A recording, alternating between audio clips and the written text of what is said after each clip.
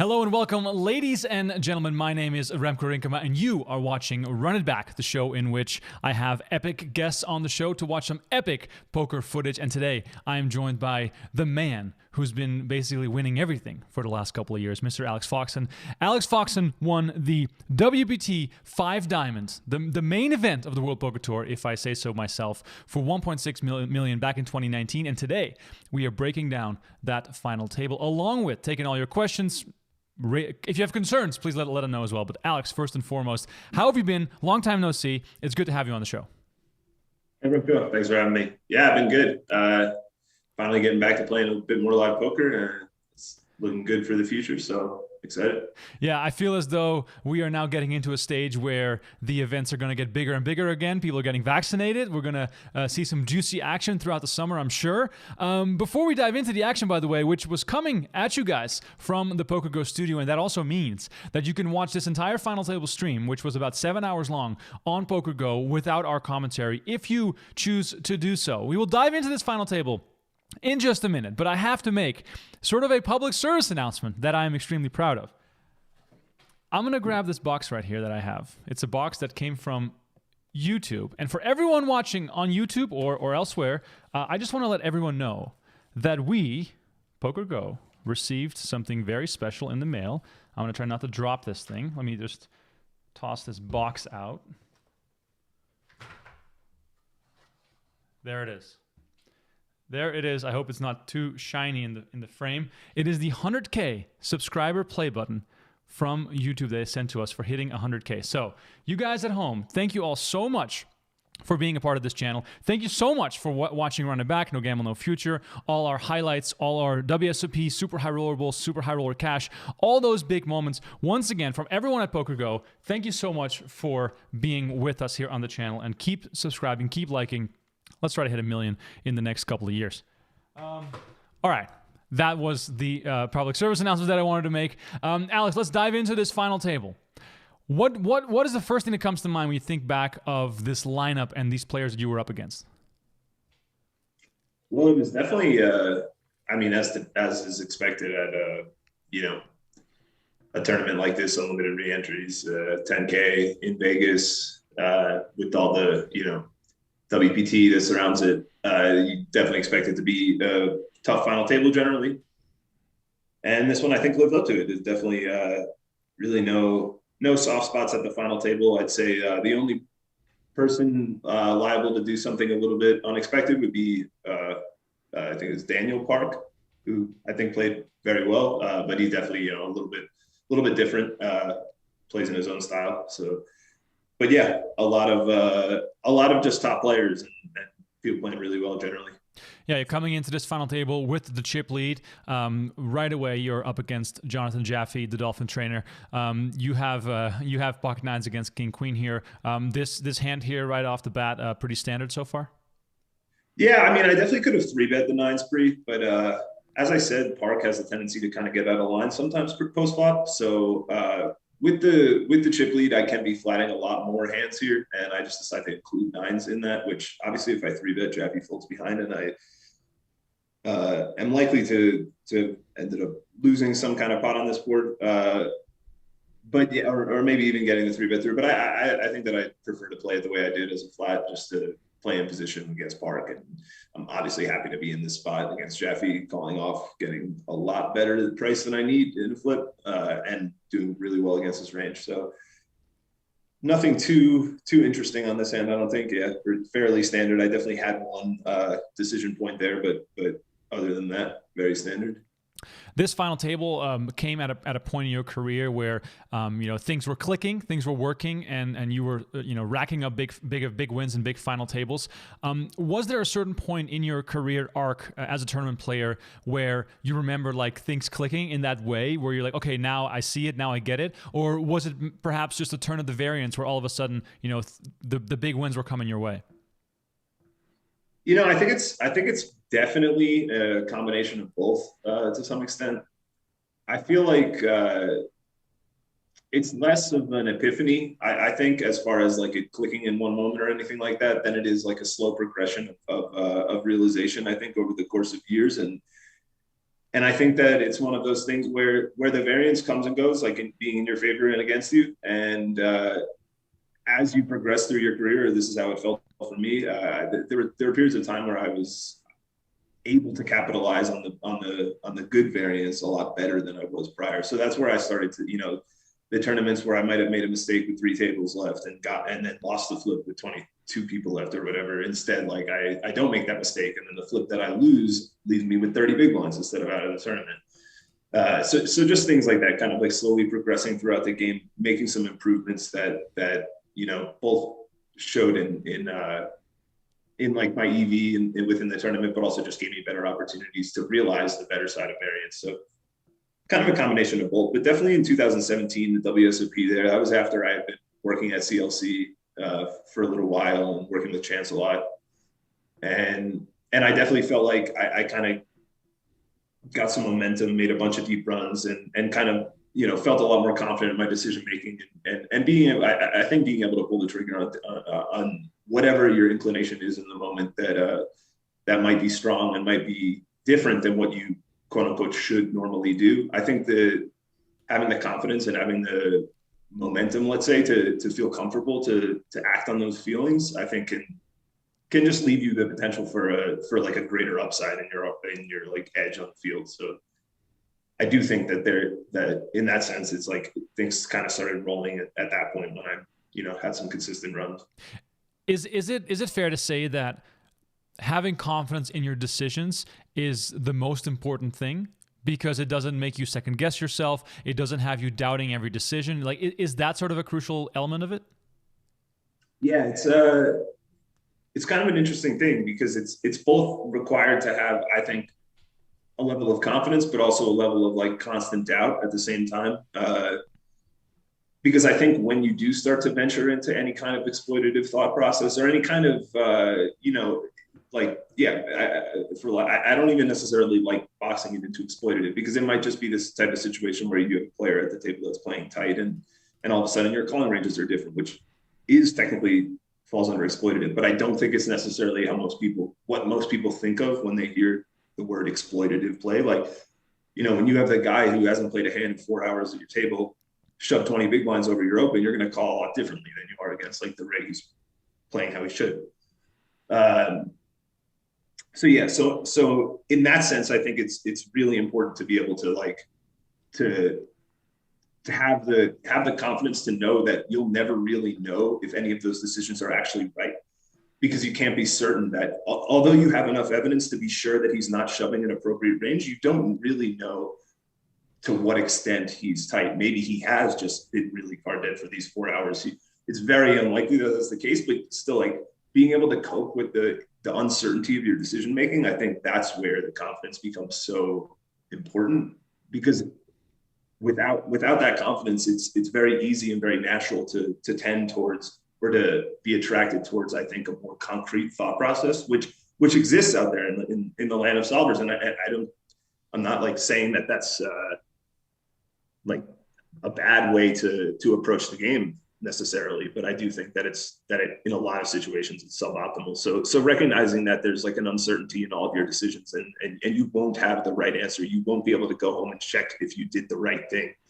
You can check based on your assumptions if you did, but without knowing the reality of how the other people are playing, the confidence to be able to act and think that you made the right decision, and without anything but your understanding of what you think that they're doing, and to act on that consistently over time without anything telling you that you're right or wrong. That's where the confidence, I think, becomes so important. And it's hard for that not to be shaken at sometimes, because you may just run into the bottom or the top of their range every time and feel like you're making all the wrong decisions when you're really not. So yeah, I would say that confidence is just like absolutely essential to be able to play to your full potential. Right. Yeah, it's very fascinating. There's not one straight answer to any of these questions, and that's what makes it so complicated and fascinating all at the same time. Shout outs to everyone tuning in, by the way. Please keep those questions coming. I see Santrell, Roger, and Joe on Facebook. I see the Metal Guy is always tuning in from Canada. I appreciate it. We have Anju, Sebi, and Chris with us as well on YouTube. and we have Dub25 already. Maybe he's making some advances on you, Alex. He's wondering why you didn't go for a modeling career. I hope that was for you and not for me. But we do appreciate everyone chiming in, and do keep those questions coming. I'll make sure to ask most of them to Alex over the course of this stream. Let's see. This is a pretty deep one from Anju right away. He says, question to the beast. What are the top 3 spots to study as an intermediate MTT player, and what's the best way to study each of them? Your help is much appreciated, brother. Alex, what's your thoughts? Well, I would say button, small blind, big blind is definitely where I would tell someone to start if they had a general understanding of the game and wanted to dive deeper, because you're going to VPIP in those spots more than you are in any other position at the table. So in general, most of your decision making is going to come from those 3 spots. And I also think that the discrepancy between good play and bad play might be the greatest there. It's to take one hand out of your under the gun opening range might not change your EV that much from under the gun, but your strategy might be very, very flawed from the big blind or the small blind, particularly. So I would say looking at those spots and using solvers is great for those, because I think that, that especially pre-flop ranges, when people are tending to play relatively well post-flop, you're going to want to stay somewhat close to those suggestions pre-flop. So that's really what I would recommend more than anything, is study the spots that you play the most, and that's in the blinds and on the button. And yeah, get really good at those, because a lot of people aren't that great at them, and that's where some massive edge can be had. Yeah, probably some of that study applies to the hand that we're watching right now. You have the Ace-5 on the Jack 4-5 against Joyce. What do you see here? I'm actually forgetting where this. I think I opened the cutoff and he's in the big blind. Yeah. So I flop middle pair, and I definitely have a situation where there's the most ICM pressure on him out of anyone. So considering he's the second biggest stack, and there's 2 relatively shorter stacks, pretty big pay jumps. So I'm going to be c-betting this flop a lot. Flopping the best middle pair is pretty good with a few back doors. So I'm going to be betting to clear out some equity and getting some value here. I think I can get called by plenty of worse hands. Now on the turn, it's not a very good turn for me. If I do continue betting here, it's going to be turning my hand into a bluff, which is I don't think it's going to happen very often. The fun thing about looking back at hands at these tournaments is I actually do feel like it's fun to watch tournaments that are a year or so old or even more, any more than that of myself, just because I do feel like I like to see that I'm making decisions that I wouldn't now. Because it just means there's some evolution in my game, which is obviously the goal. So yeah, I would still play this hand the same way, going for the value on the flop, and no longer going to get called by worse on either the turn or the river very often. Maybe some hands on the turn, but a bit too thin. So just happy to take it to showdown, and he has a jack, so we're doing good. Yeah. So definitely tons of those spots for you guys at home to also study and take into account. And if you're not on TV all the time, like Mr. Alex Foxen, it is also still good to watch some of these hands. And what I do all the time when I'm sort of trying to learn about poker is I watch a hand of some good players like Alex and others, and I pause it, and then I try to decide how much they're going to bet, make it into a game that way. So if you're ever stuck at home and it's raining outside and you want to have something fun to do, just throw on a PokerGO stream and try to predict what the likes of a Chitwick and a Haxton and a Foxen are trying to do.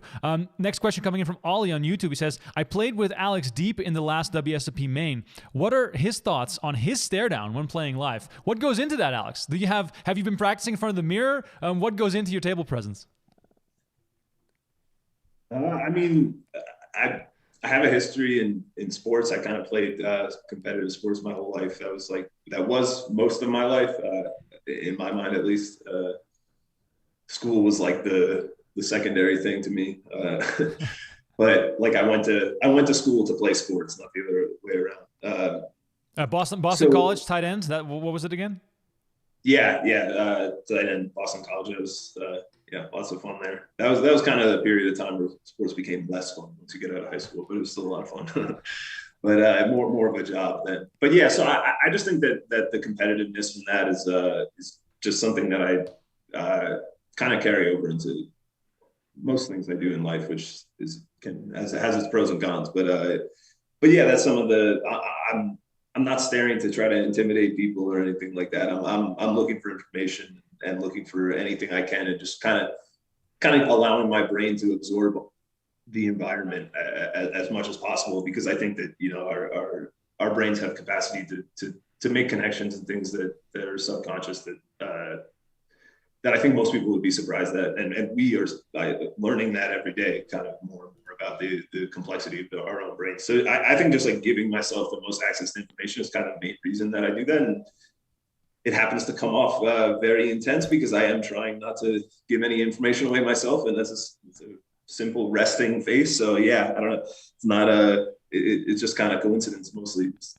I want to win, and you can see it in my face, I guess.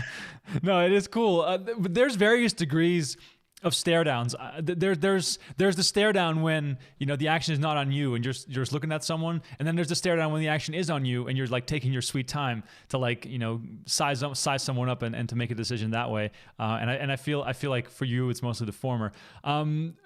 Talk to me about what it's like to stare someone down like a Seth Davies or a Stephen Chidwick, and how that maybe vary from staring someone down who is a recreational player.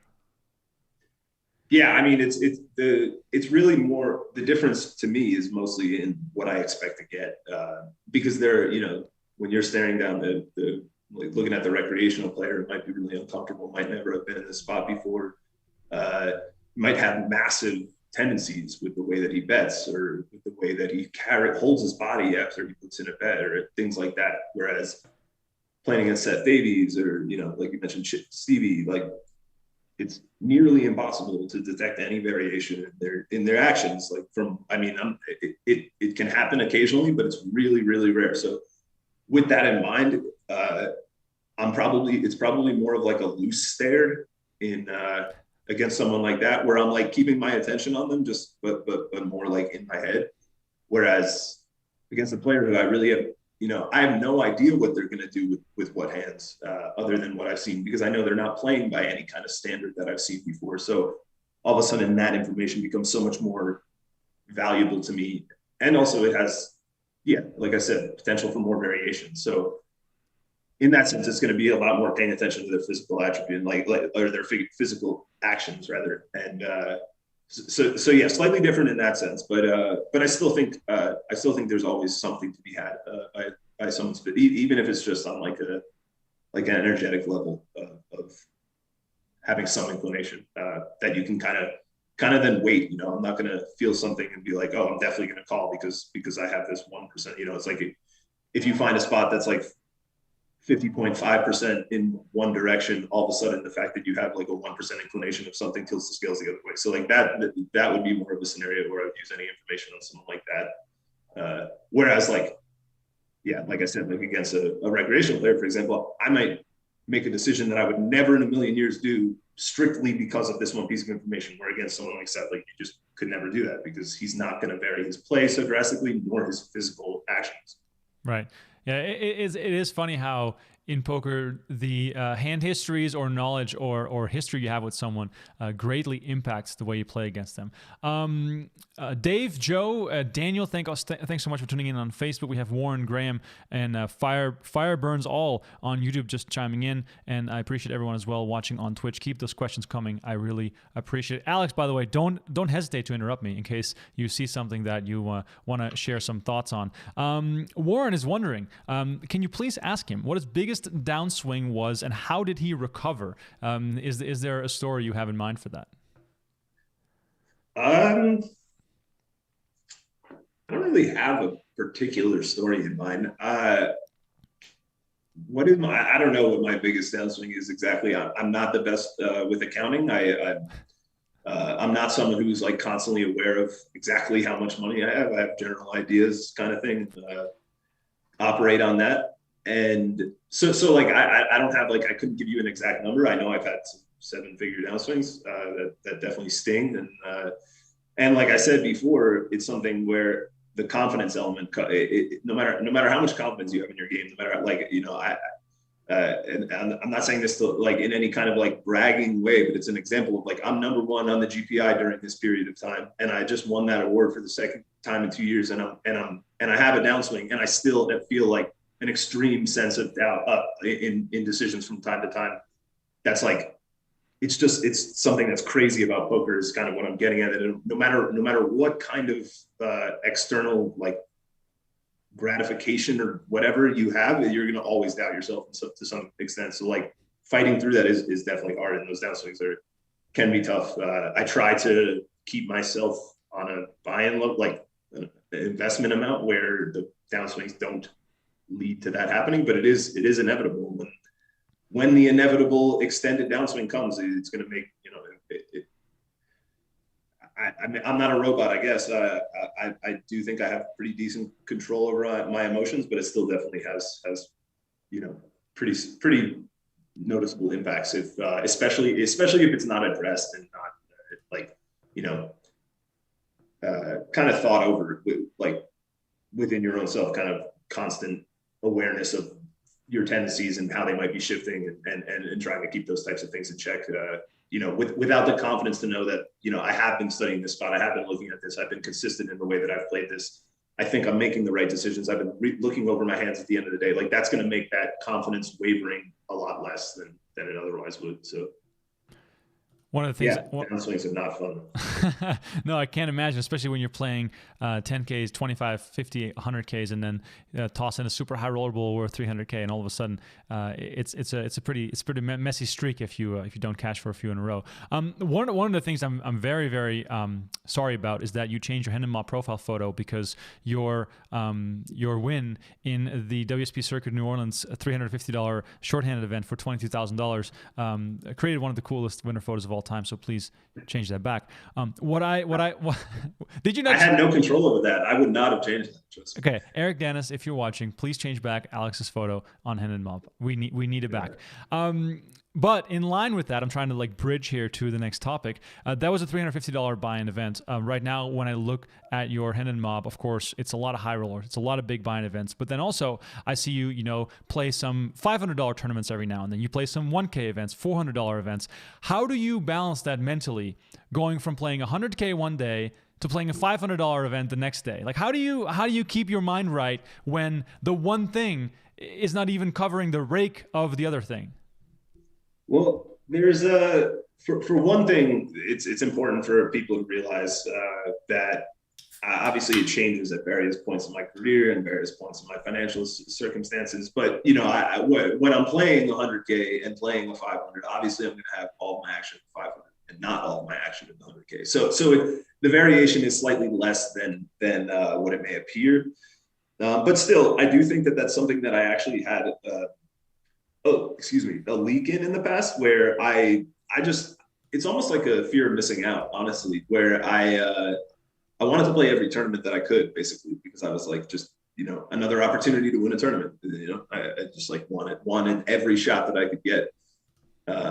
So that I probably would burn myself out in the past and play too many tournaments and just kind of like, unaware of my own physical limitations of like, okay, well, if you play every single tournament, the 100K, you're probably going to have a little less energy for if you just played 3 other tournaments that week versus skipping them. And that's kind of, I think that that's something that I used to have a leak in to some extent. And it's because, as you say, like some of the tournaments, I could win the tournament and get a buy-in for the and so it's hard to I never struggled with intensity or focus when it came to those. Like even when I was playing tournaments that were very small, I still just, it was more about like winning the tournament for me. But I've recently in the past year or so come to realize that just like the value of conserving your own energy to some extent, and that it's not on the list because it's something that like as a kid, especially some of that level of immaturity, the invincibility, I can play every tournament. So I had that attitude to some extent. I just wanted to play everything. I definitely changed that a little bit. You won't see me playing as many small tournaments in the future. But I did play the 2500 at Venetian a few days ago. Like those tournaments, I love those. Like 500, 1,000 person field with like a reasonable size buy-in. I think that's a lot of fun. You get some variation in the types of players because high rollers are really fun. The competition level is high. But they can be somewhat repetitive because you are playing similar hands against similar opponents who play the same way, and you know how they play and they know how you play, and you're kind of closer to equilibrium. There's not as much variation. Whereas like, I might play a hand that's 100% different than any hand I've ever played before, at any given moment when I sit down in a field. Whereas that's just not going to happen. I'm not going to see a spot that I don't like know exactly what I'm like, or have a good idea of what I'm supposed to do and what I want to do. It's like just less variation, and it makes it a little bit less fun sometimes. So I like to play both of those, but the small tournaments, I think I'm retired from. For everyone in the chat, please let me know where you're watching from. I appreciate the international crowd. As always, I already see people saying Portugal, Chile, and I'm pretty sure we have Costa Rica in the house here on YouTube as well. So please let me know in the chat where you are watching from. There's a good chance that Alex or I or us both have been to your neck of the woods with an extensive travel history over the past decade or so. Alex, what I'm curious about as well is the value of a high roller versus the value of, let's say, a 2,500 Venetian event. You just said, you're playing against all the same guys all the time in these high rollers. Let's take 100K, for example. It will have anywhere between 10 and 30 uniques, depending on the series, but it's never going to be a lot more or less than that. And like you said, the variation in opponents is going to be very, very limited. Is it then safe to say that those 100Ks are more or less an ego game where everybody thinks they have an edge and no one really has an edge, and everybody is sort of breaking even in the long run, and it's going to heavily affect your swings? Or is there more method to the madness I just said? And then, of course, on the flip side, wouldn't you be better off playing lower stakes and grabbing that easy ROI, so to say? Well, they're an ego game for everyone, but some, obviously. I think it's a little bit of both.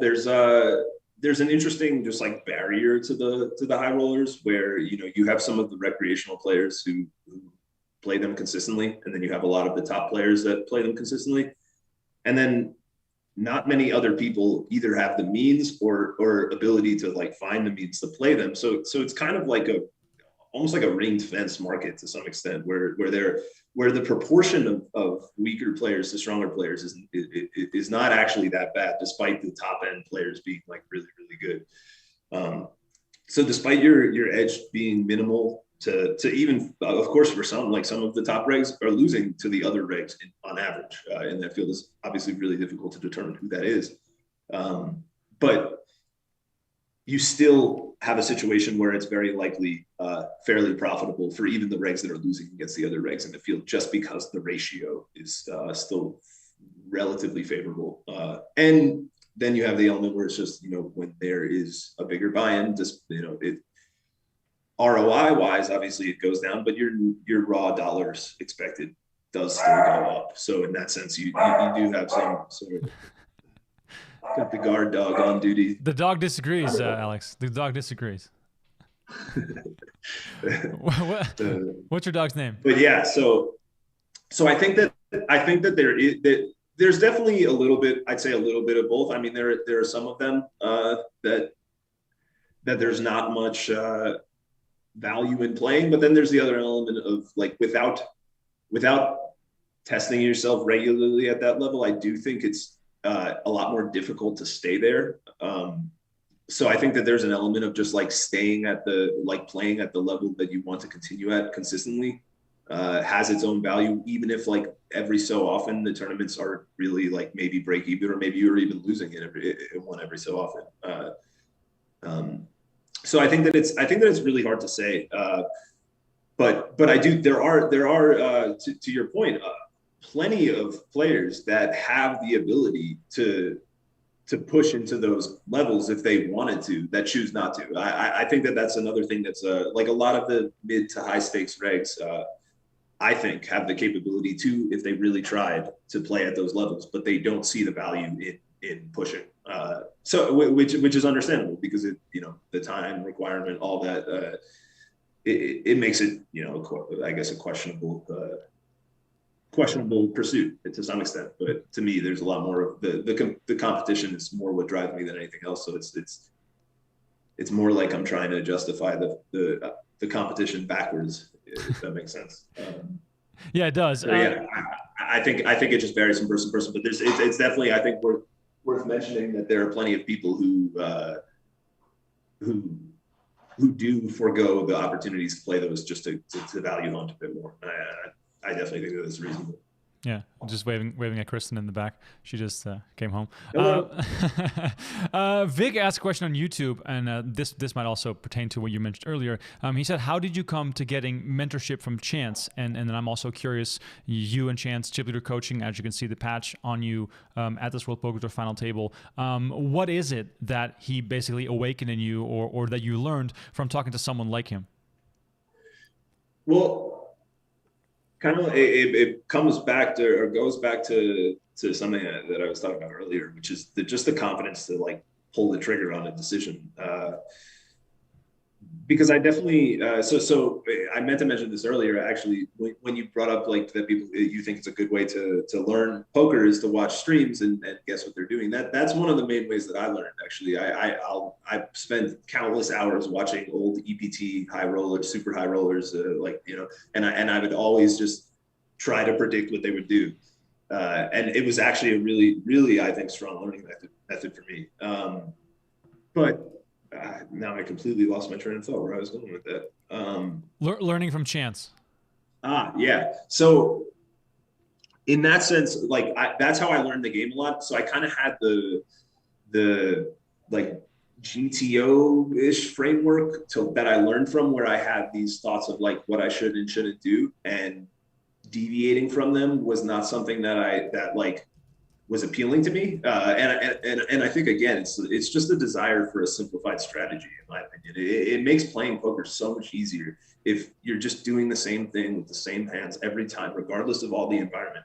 It just makes it simpler. All your decisions are easy. All of a sudden, immediately whether you made a mistake or you didn't. Whereas when you're changing your decision-making process or the reasoning behind your decision-making, you constantly are in a state of like uncertainty. So in that sense, it's both emotionally and like just energy-wise a lot easier to play that style. But so the way that I met Chance was we were playing in a Venetian tournament. This was in 2016, I guess. Yeah, summer of 2016. This was one of my first summers in Vegas, and he just we played a few hands, I guess, and he liked like my intensity, and I was a lot more aggressive then than I am now. Which like some people would say that I'm aggressive now, but I was insane then. And so I think he saw that and appreciated that. Could tell, like he had the inclination that I wasn't just clicking buttons, or and then he approached me after and said he was starting the coaching site and wanted to know if I wanted to be in like the pilot group. And I think the part about working with him that helped me the most was he was someone who I knew of in poker as like a well-known like high stakes reg to some extent, and having someone like that basically have the attitude of, if you can properly explain why you did what you did and the reasoning behind it, and if it ends up making sense from like a math perspective based on your reasoning, then I will almost never criticize something that you do, as long as it's like founded in reasonable logic. And I think just that approach and that mindset coming from someone who I respected and knew of as a high level player, was something that kind of just like unlocked my own thought process and my own confidence in thinking about things the way that I saw fit, and kind of not feeling constrained and not being like in the box that I thought was how you played poker. Instead, like allowing myself to explore some of the thoughts. Like, it's like, I don't think this guy's ever bluffing here. I have the top of my range, but I just think he's never bluffing. So I'm going to fold a hand where if he knows I'm folding this hand, he can all of a sudden bluff me infinitely. But I don't think he's ever going to know that, and I don't think he would ever take advantage of it even if he did. So I can make these adjustments and feel comfortable about them and know that, and I think it's something important to realize that the times that you do make those decisions where you fold the pure call and you're stealing so much EV from your opponent in those moments. It's absurd. Like the equity swings when you make one of those decisions versus when you make like a call with the bottom with like the best, like the worst call hand, like, you're making like a fraction of a big blind.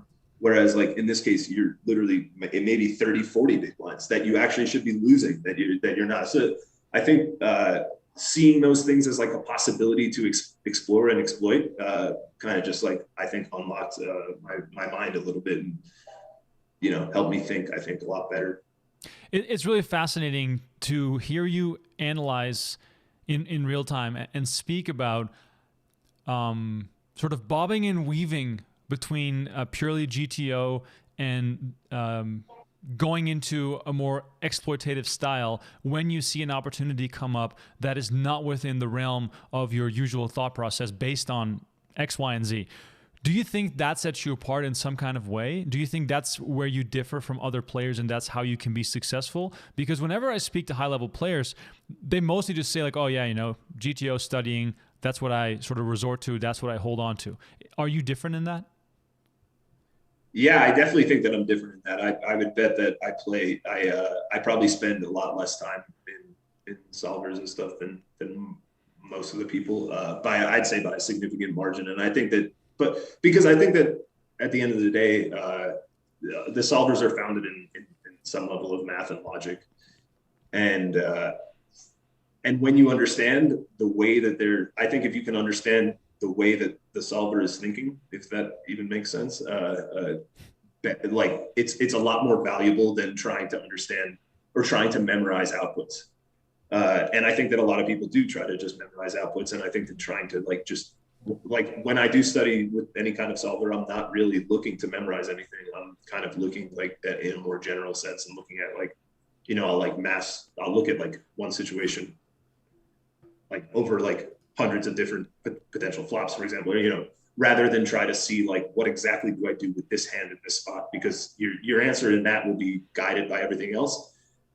And I think that if you allow yourself to like kind of play based on this logic, rather than like, I know that I'm supposed to do this with this in this situation, the people who do learn from like directly from a solver and are trying to match their inputs and outputs are going to have a lot harder time, because you'll deviate from that slightly while still maintaining like a relatively balanced strategy, but it will be in a different way than theirs. And I think that leaves the potential for edge. Of course, it does leave the potential for them to have an edge on me if I'm misapplying some of these things. So like, I think that it's kind of like I'm exposing myself to a potential of being worse, so to say, and making bad decisions. Like I definitely make more, I'd say I probably make more bad decisions than most people in those fields.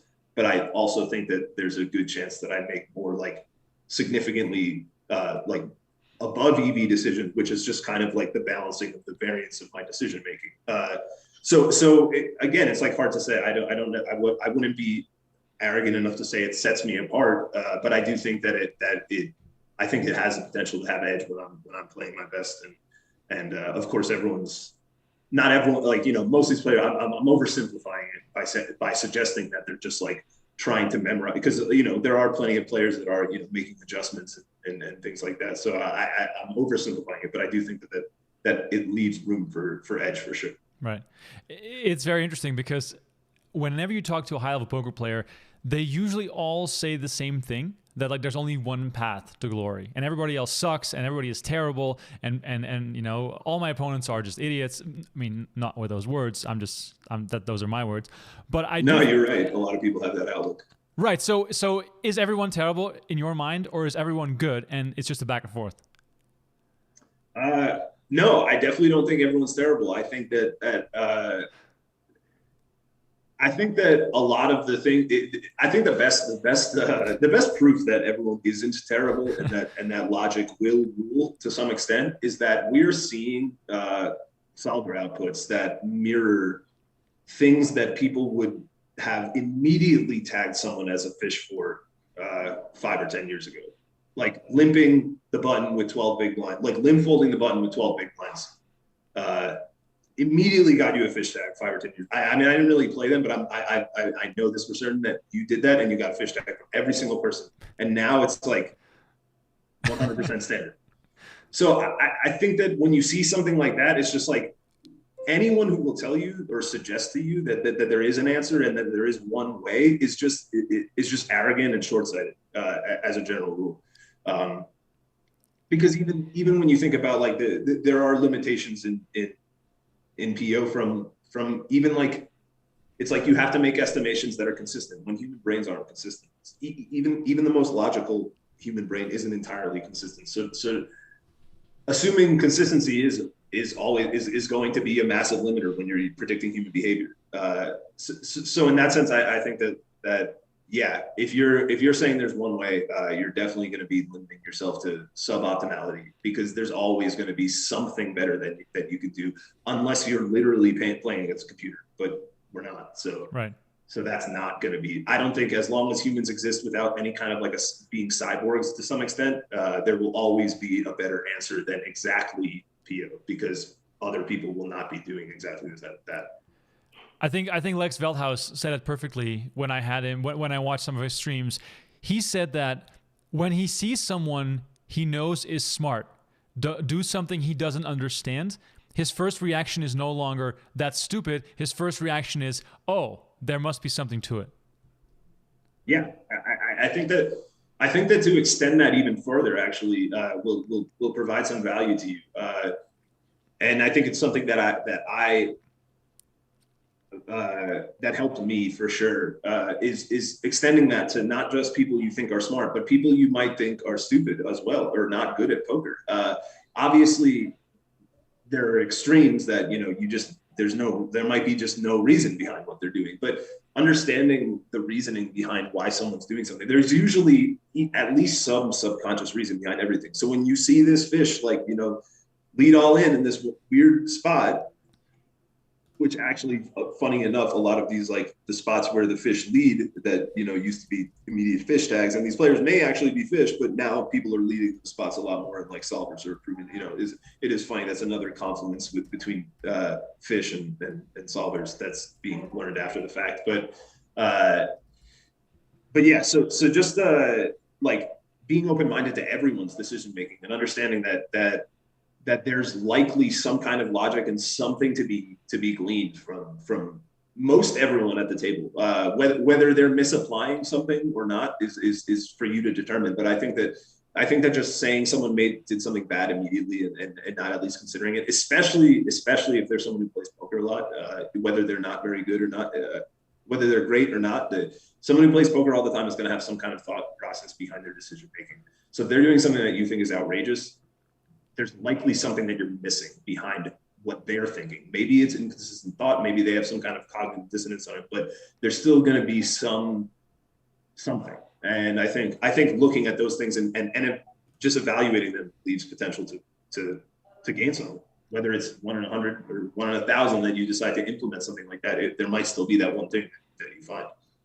So I try not to think of anything as bad, because it's like there are. Recognizing that there's there's different components to every bet, different components to every decision. And in some ways, some decisions might actually be winning. They might be losing EV overall, but they might be benefiting in some way. Maybe this person has an emotional bias where they don't want to bust, and their line is actually making them less likely to bust, which is their inherent goal, even though it shouldn't be, but it's their goal. So understanding that they are doing something right in that sense, they just aren't aiming towards the right thing. I think just being open-minded to everyone's decision-making is valuable. And if you don't end up implementing any of it, you see what they do and you can understand it maybe, and then you see it again in the future and know how to react to it better. So I think that the closed-mindedness is something that I actually hate about the advent of solvers. I think they're valuable tools, but I think that people have almost become dogmatic with them, and it's just I think it's ridiculous, and it's bad for poker in a lot of ways, because it leads people to think that poker is this game that you need to be a robot and spend your life slaving to this computer program to be able to be good at it. And it's really not true at all. It's definitely just a misleading thing that people who I think largely are insecure in their own abilities are clinging to as a way to feel comfortable. And that might be I don't mean that to be too harsh. I just think that's the basis of where people cling to it, because I think most of the players that I have the most respect for will study that stuff a lot, but understand that it has its limitations. And there are some people that don't think that way and that are just no, this is right, this is wrong. And I think there's a big difference between those two. It's honestly, I could talk about this for hours. I think this is highly fascinating. Meanwhile, we are down to 3-handed here in this World Poker Tour 5-diamond main event. I know for the people at home, we haven't paid much attention to the action, but the conversation has been amazing, and I hope you guys can enjoy watching along while listening along as Alex has extended his chip lead. Scott Davies still in the hunt as well with a massive, massive stack. Keep those questions coming in the chat. I appreciate it, and if you enjoy the content, please like this video, subscribe to our channel, and share this with all your friends. And also, we are doing a giveaway. As you might know, there's a new show on our channel called No Gamble, No Future every Tuesday at 2 p.m. Pacific time, 5 p.m. Eastern. It is Jeff Platt and Brent Hanks talking about all things gambling, degeneracy, nonsense. Whatever money they've lost, they will talk about it. And they've had Esfandiari, Negreanu, Helmuth, all those guys on the show to talk about their degen stories.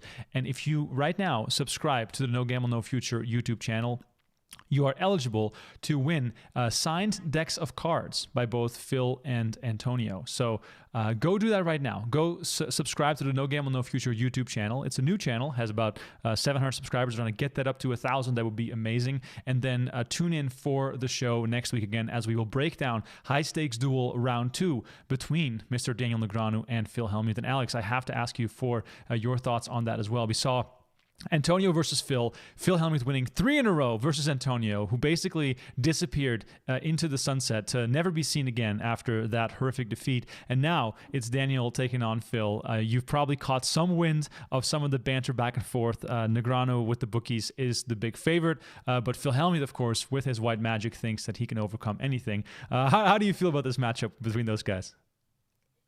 I actually don't know the specifics of how many hands are they playing. Like, what's this format? So it's a sit and go that has a slow structure set to last between, I want to say, 3 to 4 hours, unless there's some massive all-in. But it's a pretty slow structured sit and go.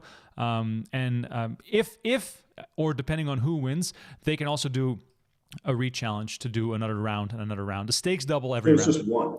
But it's about this first one. So it's one sit and go, and then the next round would be its own thing again. Well, I mean, I think Negreanu is losing a lot by the fact that they're not playing just hands, heads up, which I'm sure is why they're not to some extent, because this really evens the playing field significantly when it gets, if Phil thinks he has a huge disadvantage deep, he's probably just going to play relatively tight and not give up that much EV, and then like EVs converge a lot when we get shallower. So I still think Negreanu is a pretty significant favorite based on my knowledge, but less so than he would be if they were playing cash, because all that time studying heads up is gonna give him a huge edge against. I'm sure that the player he was at the end of the challenge against Doug is significantly different than he was at the beginning. So although his win rate was like whatever -10 or something over the course of that time period, I'd say likely by the end it was probably something like -7, -8. I didn't watch any of it, honestly, but that's just my guess based on the fact that he's never played at that level before. And that I doubt he's going to end up as the average. He's probably below the average by the end. So, yeah, I think that Negreanu is a pretty big favorite. I'd have to look at the structure to determine how big of a favorite in my eyes, but he's definitely a pretty big favorite. Can we expect in the future to see any sort of Alex Foxen grudge match or challenge thrown out there? And if so, who are your top candidates you would love to go heads up against for this kind of battle? It's funny. I think heads up is fun, but I prefer shorthanded poker a lot more. Like, if I were to do anything like that, I would want to do like 4 people and we play like find 3 other people. We play 4-handed sit and goes with a point system for like 10. That would be the type of challenge that'd be more fun to me than heads up, because I like heads up and I've like done a little bit of work on it, and it's kind of fun, but it's like I find shorthanded so much more fun. It's also a lot harder to solve and a lot harder to there's a lot more variation, whereas like heads up's kind of just can get a little boring. I mean, I'm just seeing this all in my mind right now. We're gonna call it taking it to the streets with Alex Foxen. Who's going to be your draft? I think 4-handed is perfect. I think we're going to run a bunch of sit and goes in a row. This has to be high stakes. So 4-handed, who's it going to be? Hmm. And let me say this: you need to have their phone number in your phone right now, so you cannot throw out some names of some guys that you love to beat up on. No, I don't think I'd say that anyway. But because Ali is one of the people that comes to mind first because I just feel like he's fun to battle with, Yeah. and playing forehand at sitting goes. I feel like that might be entertaining to watch. We definitely have a tendency to play some ridiculous hands. So that's someone. I just think I'd have to say Helmuth because of the fact that he is the best, and I always would want to, get my opportunity at challenging the best. My computer. Uh, so I guess that's. Helmuth and Ali are, by the way, perfect picks. I think Ali is the perfect new kid on the block who has all the gusto and who just loves to go for it. Helmuth, of course, will think he's a favorite in any lineup. Chance would be a good candidate because you guys have a good relationship. I also would love to see someone in there that has a little bit of extra spice. Clearly, Negreanu was an easy pick, but there's maybe like a newcomer, like a Landon Tice, trying to prove himself. I think. Or Aaron Van Blarcom, that would be a good one. He's the man. I love playing with him. He's always fun to talk to and stuff, and he plays his own style. So that would be an awesome one. Okay, Brent Hanks, if you're watching, make this happen. Taking it to the streets. You can take that name from me. I would be inclined to say Chrissy, but that I feel like that's just I don't know, would be too intense to come home to. There'd be too many. Four-handed is too many hands against each other to be nice afterwards. I mean, it's funny you bring it up. You and Christy, of course, the power couple in poker. And over the course of the last few years, people have said all they've said about you guys being at the same table. But let me ask you once and for all: how do you handle things with that? How do you go into it? Do you guys have this ruthless energy towards each other to wanting to basically murder each other on the felt? Or is it sometimes tricky because at the end of the day, you're going to have to drive home in the same car? I mean, if anything, it's sometimes, I guess, like emotionally tricky to some extent, and that, like, there's always a part of me that's like rooting for her, but it's like we're playing against each other. It's like my chips are hers, and she's not. I'm not gonna say she's like my favorite person to beat or like play, and nothing like that. But I'm just gonna play the cards, and we both, have an understanding of, like, obviously poker's poker, and sometimes I'm gonna bust her, sometimes she's gonna bust me. I beat her queens with queen jack suited at the final table of this Venetian tournament recently. Kind of it's like one of those like sheepish laughs afterwards because it's like I actually, like, to some extent feel bad, but it's not going to change the way that I'm making any of my decisions, and of course that wouldn't be fair to other people if it was, and neither of us are trying to get any kind of edge. It's not like that's probably the part of those, like, allegations that are just like the most, like, I guess annoying, for lack of a better term, or upsetting, is because that inherently in that it's like suggesting that, like, trying to, like, squeeze dollars out of people basically, which is like just kind of absurd because both of us value our reputations a lot, and would, aside from not, like, from a moral standpoint, not being willing to do that, I wouldn't be willing to risk any level of my reputation in that sense. So I think that it's I do think that the first time, like, that Venetian 5K, it was definitely awkward. There's no doubt about that. I felt uncomfortable during it. I did my best to play my hands. There's, like, I haven't super closely analyzed it, other than, like, a couple of hands, which I wouldn't change. But yeah, I'm sure it outwardly seemed awkward. It was like it felt weird. We were a little bit earlier on in our relationship. It was one of the first times we had ever played against each other in a big spot. But there was never like any element of weirdness in that, like, trying to do anything different to get an edge or something like that. Like that. Even suggesting that it's like laughable to me, honestly.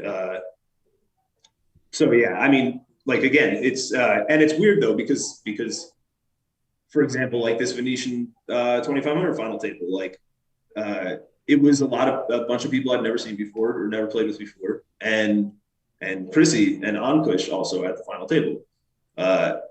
So like I'm gonna play when it's on Kush or Christie's big blind. I'm definitely gonna be raising different hands than I am on every other spot at the table, or versus like when it's their button and stuff. So like that's the part about it that's a little bit also frustrating in game, is because there's a part of me that's like, am I allowed to not want to play a hand against her just because I think she's good, not because I'm trying to like help our collective EV. It's just because I wouldn't be playing against another really good player in this spot when I have all these other spots. So I'll make the tighter fold or something like that. And it's like, that's where there's like it's just like a weirdness and that like, I feel pretty confident from both like a moral and like a fairness standpoint in acting that way. It's like, I'm not gonna make stupid decisions and play hands that I shouldn't to try to like do what people think that I should do.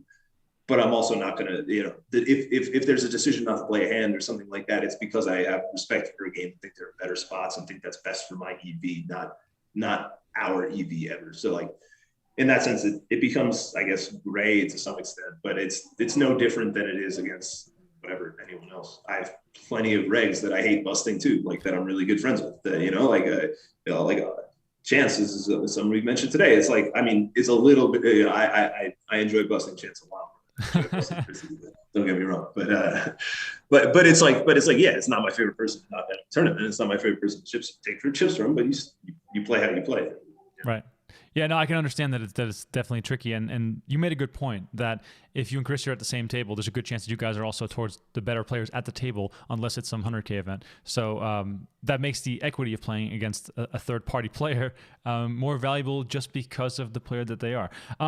Let's dive into this hand real quick, because we've not been watching many hands, and I just saw a 3-bet here. So it's a raise from Joyce to 550 with Queen Jack of Spades from the button. You're in the small blind with King 4 suited. You come in here for a 3-bet. Walk us through your thought process and how you think about a hand like this. So I can't remember the payouts actually, but I do. Obviously, there's some significant ICM right here. The Seth has 17 big blinds, and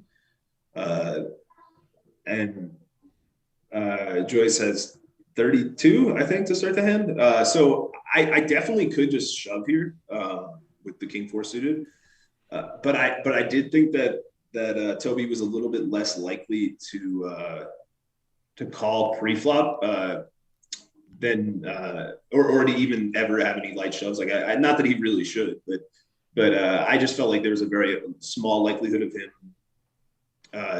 getting out of line in any way or playing unpredictably post flop. So while I could have just shoved and probably denied him a lot of equity, I felt like the 3-bet was best here.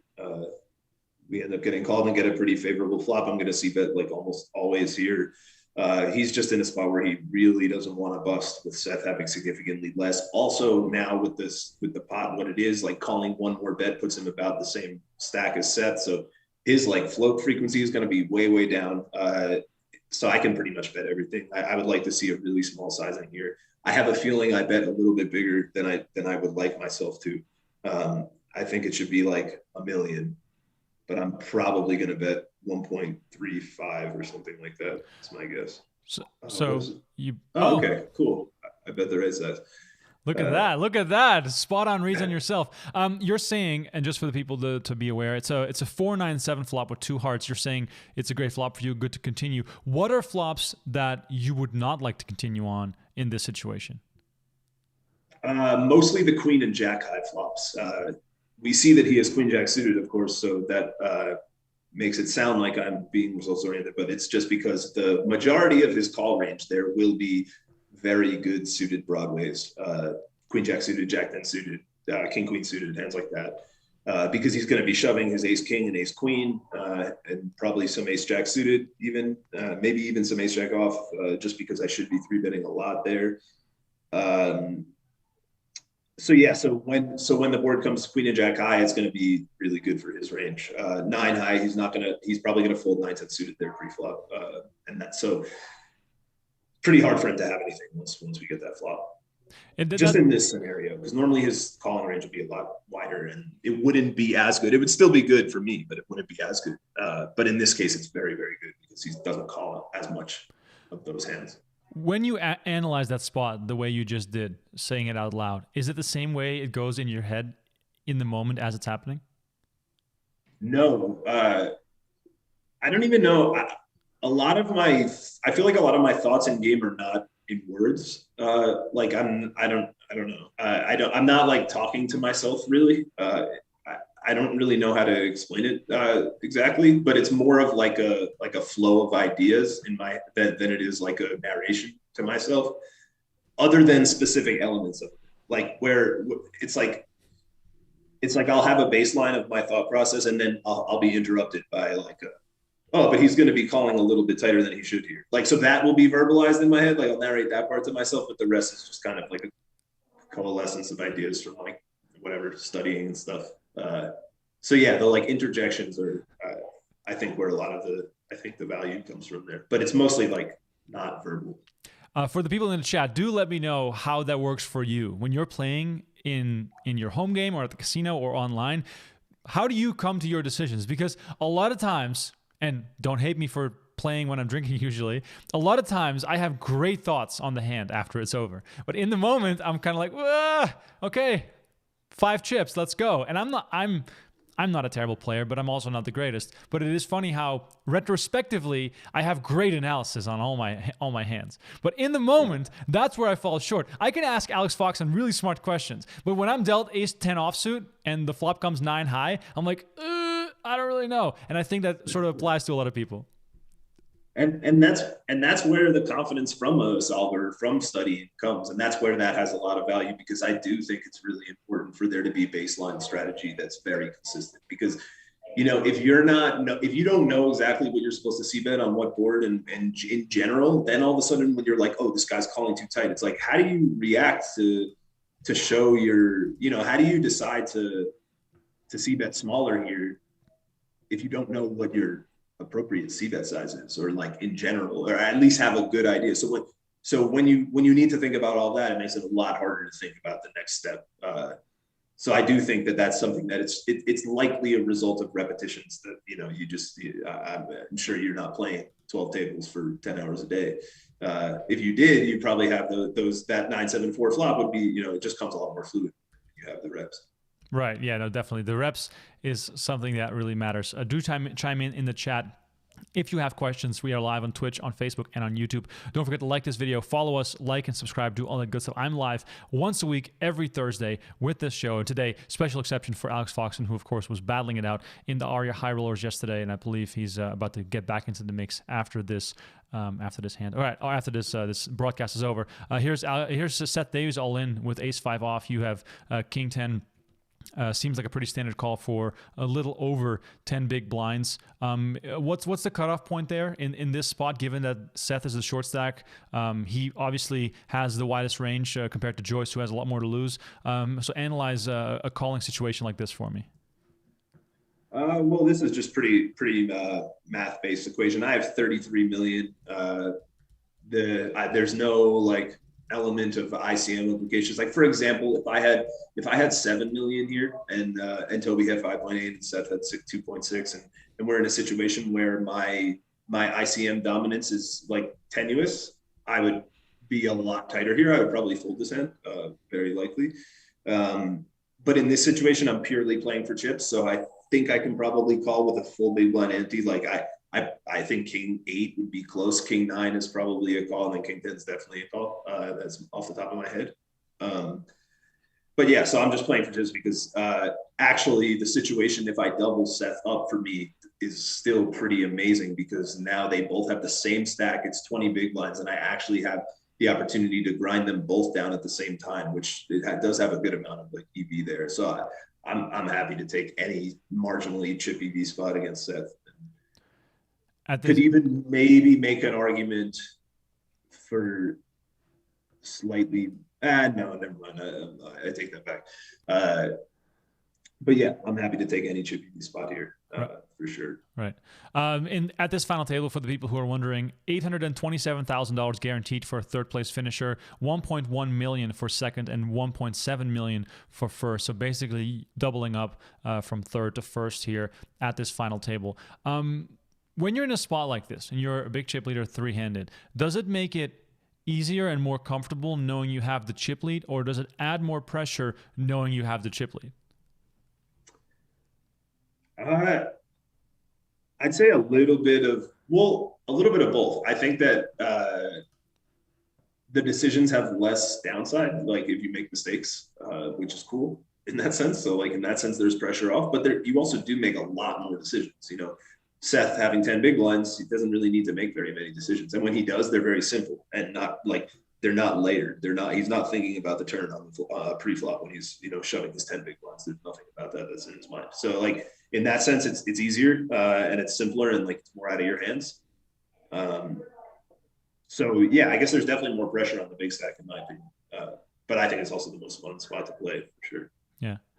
For the people who are just tuning in, Alex Foxen and I are breaking down the World Poker Tour 5-Diamond final table from back in 2019. This entire final table and many, many more are available on PokerGO. If you are new to PokerGO, use the promo code HSP to take $20 off the annual sub. We have new weekly episodes of Poker After Dark and High Stakes Poker every Monday night and every Wednesday night. Don't miss out. Ivy Dwan, Rick Solomon, JRB, they're all in the mix. High Stakes Poker has been absolute blast. We've had Chamath and his cronies from Silicon Valley on Poker After Dark, which was also a lot of fun to watch. Alex, you're known as a tournament player. Do you tend to dabble every now and then in some cash? Are you at all familiar with some live cash games and any aspirations to play in some of these games like, you know, Poker After Dark or High Stakes Poker? I'm always ready to play. Get me in. I like cash a lot. I don't play cash very often. Well, I shouldn't say I like cash a lot. I like tournaments a lot more than cash. But a big cash game is a lot of fun. I think it's kind of like I could have fun playing a 2,500 tournament, but I would not have fun playing like 1025, whatever equivalent cash game you'd make to that. So like I like to play cash if I have access to the game. But so yeah, I think that I'd have a lot of fun in that environment. And I also like playing poker in that I think there is a lot of fun in playing, sometimes playing where I don't look like this all the time. And I'm kind of laughing, having fun more. Yeah, does the high pressure tournament stream / final table give people the wrong impression of how you act at the poker table at all costs? Because clearly, you know, this is a small percentage of your poker play. Yeah, I think so. I think most people who have played with me in person are aware that most of the situations, when I'm in a hand, I'm always like this. But when I'm not in the hand, this is an intense moment, so we're not like really doing much like talking and laughing, whatever. But usually, yeah, you catch me on day one of a main event or whatever, something like that. I'm definitely not going to be like this the whole time at all. Yeah, I think that we get sort of a skewed idea of how what these people are like when you only watch them when there's $1.7 million on the line, which is not happening every single day, ladies and gentlemen. We got some funny comments on Facebook. Let me see. Daniel says, "I'm good at the wrong decisions." Same, Daniel. I am exactly the same. And Stefan said, "I think I'm self-critical. In my head, I'm thinking, don't donk off your chips, but it really comes down to read down my competition." Exactly. Thanks so much for chiming in, guys. Everyone else, please let me know as well if you have any funny stories to share. That we have the self-deprecating comments in there actually just like reminded me of something in what I would like. Something that I found really valuable from like a study perspective is to have seen other hand, like watching other hands as a study tool and like kind of analyzing them on your own, like writing them down and like considering different options or whatever can I think be really helpful in those decisions when you might be like, don't dunk off your chips or whatever, like have those kind of negative, to use the golf term, swing thoughts. If you have hands in the back of your mind of like, let's say, oh, I watched Stevie check raise this flop on whatever, is like, that can give you it's like, yeah, I know this was like almost the exact same board and we had a very, very similar hand. So I might be wrong here, but it's very likely that it's close at least. And that's something where that was actually the main premise behind what me and Chance have been building in the last, year or so, which is called Chip Leader AI. It's like a kind of, I would say it's like if you ever have heard of DTO or some of the other like solver-based training techniques or tools, where basically it gives you hands and you make it, you choose your 4 options and you choose your option and it gives you feedback. So we kind of saw that and thought that was a really good opportunity to to kind of make the real version of that, because you'll watch some of those hands and the outputs are just like laughable. You know, it's like you have 120 big blinds and you'll be supposed to shove like 7 pots over like a quarter pot c-bet sometimes with like the bear king high or something like that. It's just like some of these things that are clearly the result of some messed up like output on a solver that's like an anomalous event that, you know, just, it's like, why is that being taught to anyone instead as good poker? So we took hands like that and kind of separated them into different sections to be able to create like this based on this AI software that kind of watches and feeds you hands that you're weak at, and kind of gives you an analysis of what your strengths are and works on them. So that's long tangent of what that reminded me of, but that's my plug for CLAI. I'm excited for that to come out. It should be pretty soon. That's awesome. So Chip Leader Coaching, guys, stay tuned to that and do subscribe to their channels and make sure you're in the know about that. Just call it don't donk off your chips. That should be the premise. Yeah, that's a good name. I really like the CLAI though, because it stands for Chip Leader Artificial Intelligence, but it's just like GLAI with like good luck all in. If you're an online player, I don't know. I thought that was fun. I'm more familiar with a GGUL, to be honest. Nice. GGUL is my most common. By the way, in the chat, let us know what's your favorite poker abbreviation. GGUL is one of my favorites. Also, I used to get chat banned a lot on Stars. That was sort of what I was at. Playing against Little Hold'em 954 RIP back in the day. That was good times. Back when I still had ambitions. Let's see. Swimming. So before we go past this last hand where I called off the ace-6 suited, I wanted to mention that I definitely think that was a mistake. I think that for the same reasons that I called with that king 10, I should fold the ace-6. I do think that in general, I should be winning a tiny amount of chips there, maybe, depending on his range. But with this stack distribution of them both having 5 million, the benefit of me keeping them in the same stack range is so high on all my hands that I get to play against both of them become so much greater in expected value than either outcome of calling. Because even if I call and win Bustobi, of course that's a good situation. But now Seth has no ICM, so my big blind per 100 against Seth heads up is going to be significantly lower than it will be against both of them with 5 million. So as far as my like big blinds per 100, it does go down, I think somewhat significantly by the decision to call here. So I think that's a mistake. Yeah, just wanted to call it a mistake. Right. On the opposite side of the other end, the kind of interesting contrast. And I think that maybe played a small factor in that I didn't shift my mindset appropriately there. Right. So it's also, I guess, about a general sense of constant awareness of opponent stack sizes. Because if I lay this out to you on a piece of paper, you're gonna be leaning towards folding probably all the time. Yeah, exactly. Yeah, for sure. It's one of those things where also just being in the moment, and that's something that's like that's where I would say that I felt like I was likely like out of the moment to some extent, but for some reason, I don't know what it was. Maybe it's just like I was thinking about a hand or thinking about a decision or something caught my mind, or just whatever, natural like lull in focus and yeah, lack of awareness for a second to be in the like the mindset that I should be considering all these hands of like, okay, I'm folding a bunch of chippy V spots here. And have that on my mind before I go into the tank and start trying to figure out what my range should be. Right. It's very, very interesting because it's so easy to just look at it like, oh, ace-6, three-handed, whatever. We lost. Let's move on. But there's quite a lot more to it, and I appreciate you taking the time to break it down in that sense. Swimming Giraffe says, did Alex ever grind live or online cash when building a bankroll, or has it always been tournaments? Nope. Never played either. It's always been tournaments for me. Yeah, I don't know. I guess the ability to win. I'm definitely the degen in me comes out in loving tournaments. Maybe there's also the winning element. That's a big part of it too for me. And that like you can't win a cash game. Like you can win in a cash game, but you don't ever win the game. There's no winner, and there's something about that attracted me to tournaments. Yeah, no, that makes total sense. I love tournaments way more as well. With cash games, I either lose when I go bust, or I go up a ton and then I bust and I lose and I go home. So that's just how it is. the repetition in it just makes it a little bit less fun. I think.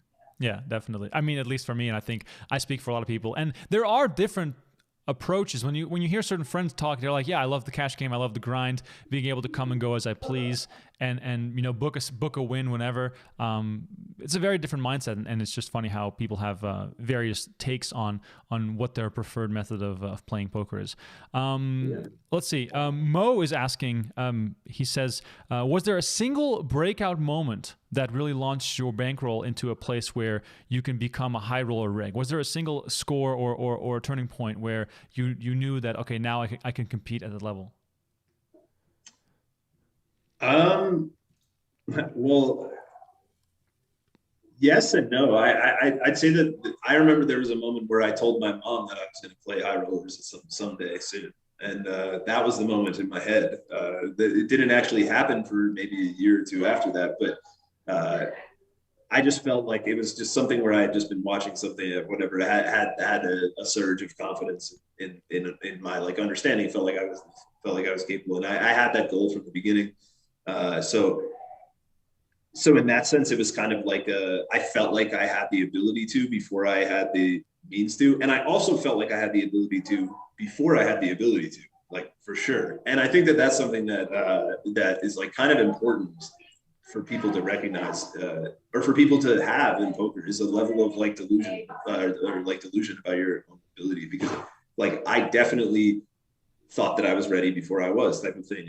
But I think that that if I didn't have that, I would I would be very likely to have never gone like or pursued it. And without pursuing it, you don't learn as much. You don't pick up all the things. You don't make the improvements. So I think that having some like I'm sure that I was a loser in those fields at first when I first started playing them, but I ran relatively well, and I was constantly open-minded to try to like improve and pick up things from what other people were doing. And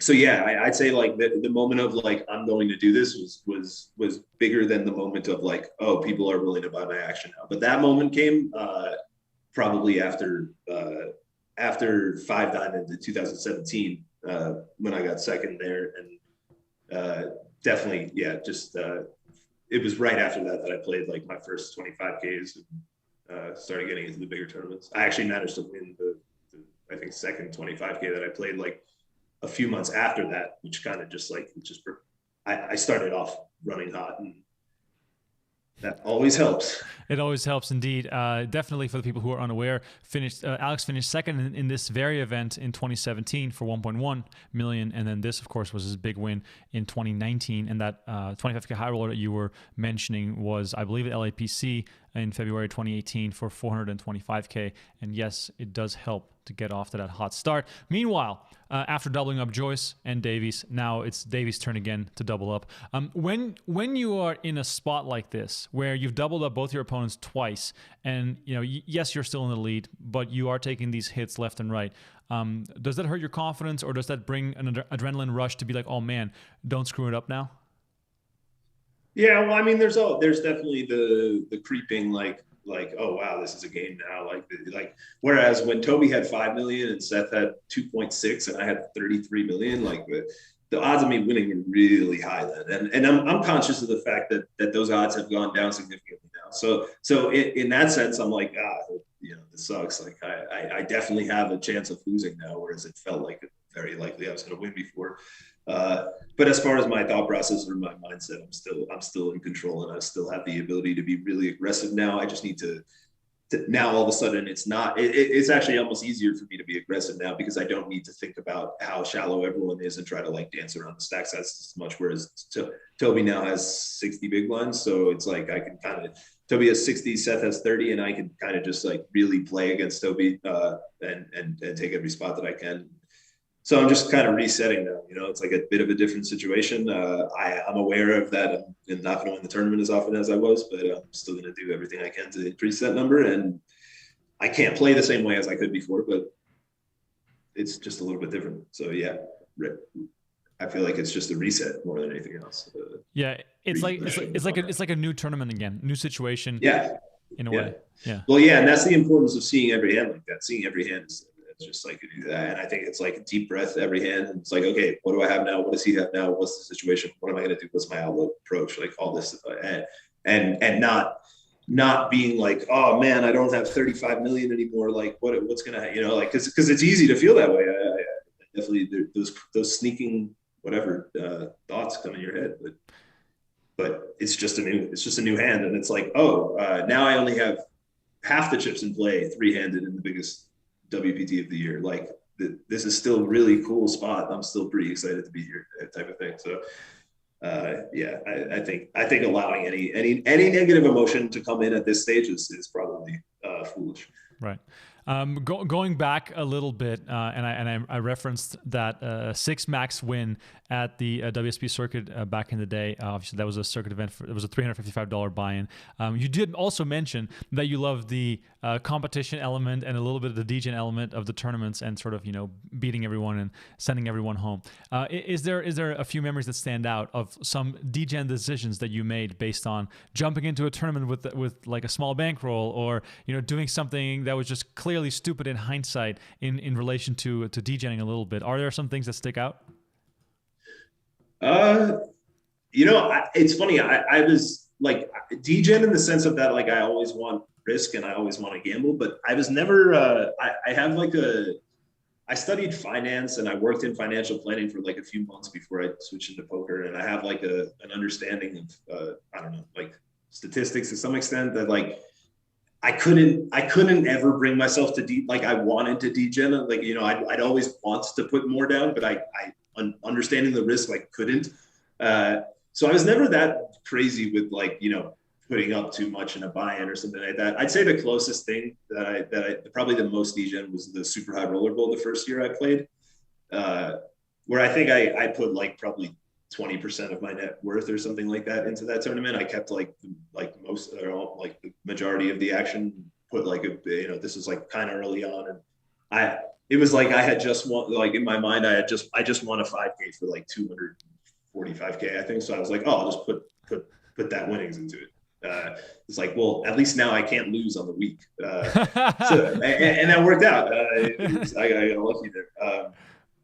But yeah, that's the one that sticks out the most, and I don't even hate that decision in hindsight. The tournament wasn't very good. It was a bad like turnout as far as this like difficulty of the field, but it was a really fun experience, and I got lucky and got second. But yeah, that was the most degen thing I've done. Hold on one second. I do have to run to the bathroom. Yeah, go ahead. Allows me to say that every tournament is a satellite for the next one if you're brave enough. You just got to keep parlaying the action. For everyone who is just tuning in, I am watching the WPT 5-diamond final table. Alex Foxen in the lead here, playing 3-handed against Toby Joyce and Seth Davies. 1.7 million up for grabs. Please keep your questions coming in the chat. We are live on Twitch, on Facebook, and on YouTube. I appreciate everyone chiming in. Please like, subscribe, and do all that good stuff. I will make sure to get all the questions in that you guys are sending in. And I just want to let you guys know that we've had a lot of crazy guests in the last few weeks. We had Elia Lesra on last week. He told some incredible old school stories from back in the day with Dole Brunson, Chip Reese, Stu Unger. You have to go and check that out.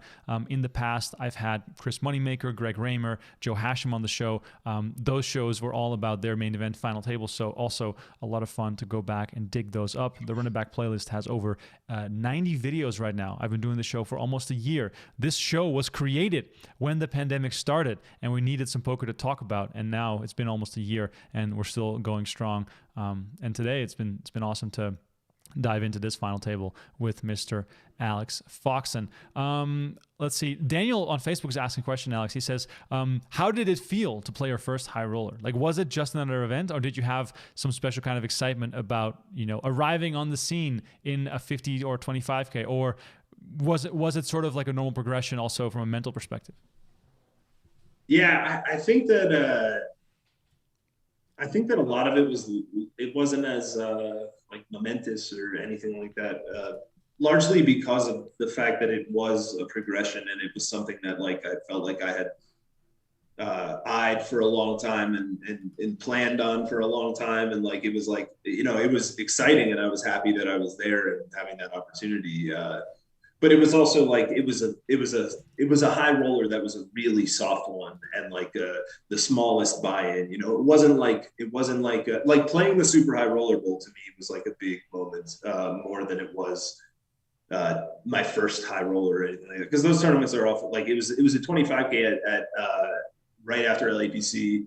That was just like it had like 80 people or something like that. And it was a great field, and that's why I played more than anything, not because I was like all of a sudden considered myself a high roller rig at the time or anything like that. Like I just played it because it was a good one, and then that went well, and then I just kind of continued from there. So there wasn't really like a as much of like I had appreciation and gratitude for being there, but it didn't feel like some major shift or anything like Right. Shout out to Rod. He says, Chrissy's cousin Rod, how are you guys? Looking well, all the best.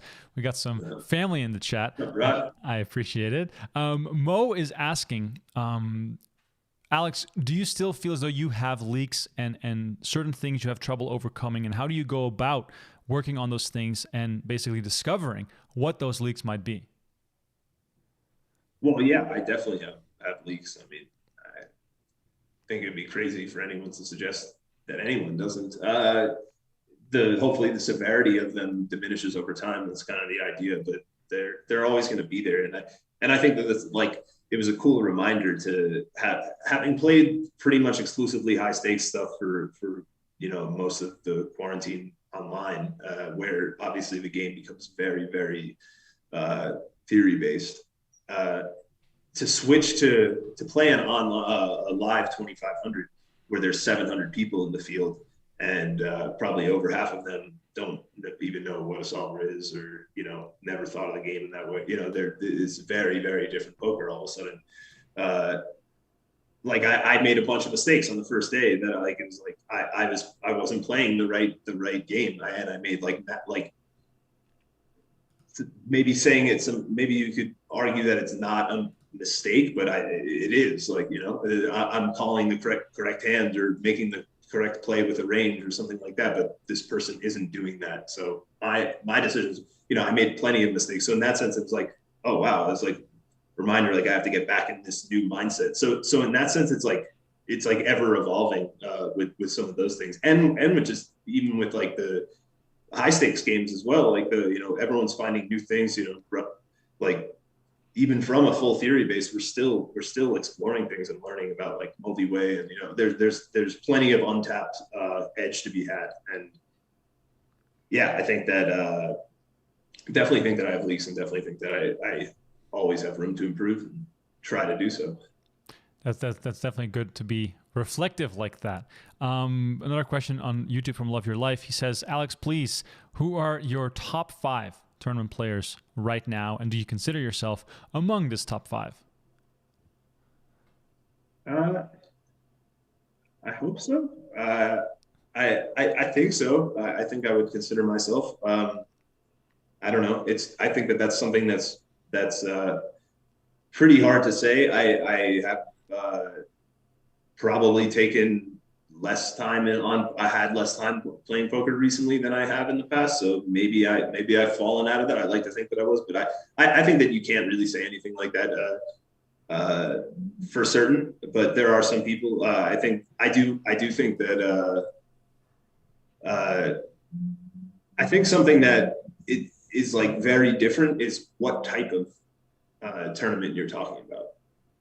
Because if you're talking about a high roller, there might be some people that do really well in that I don't actually think do very well. That some players that might get shredded in high rollers, I would pick over the best high roller in a main event, with some recreational players. So I find it really hard to like even definitively say that. I do think that one of the people that is able to play at both at a really high level is Chrissy. I know I'm biased, but the way that I think she plays the tournament like the Venetian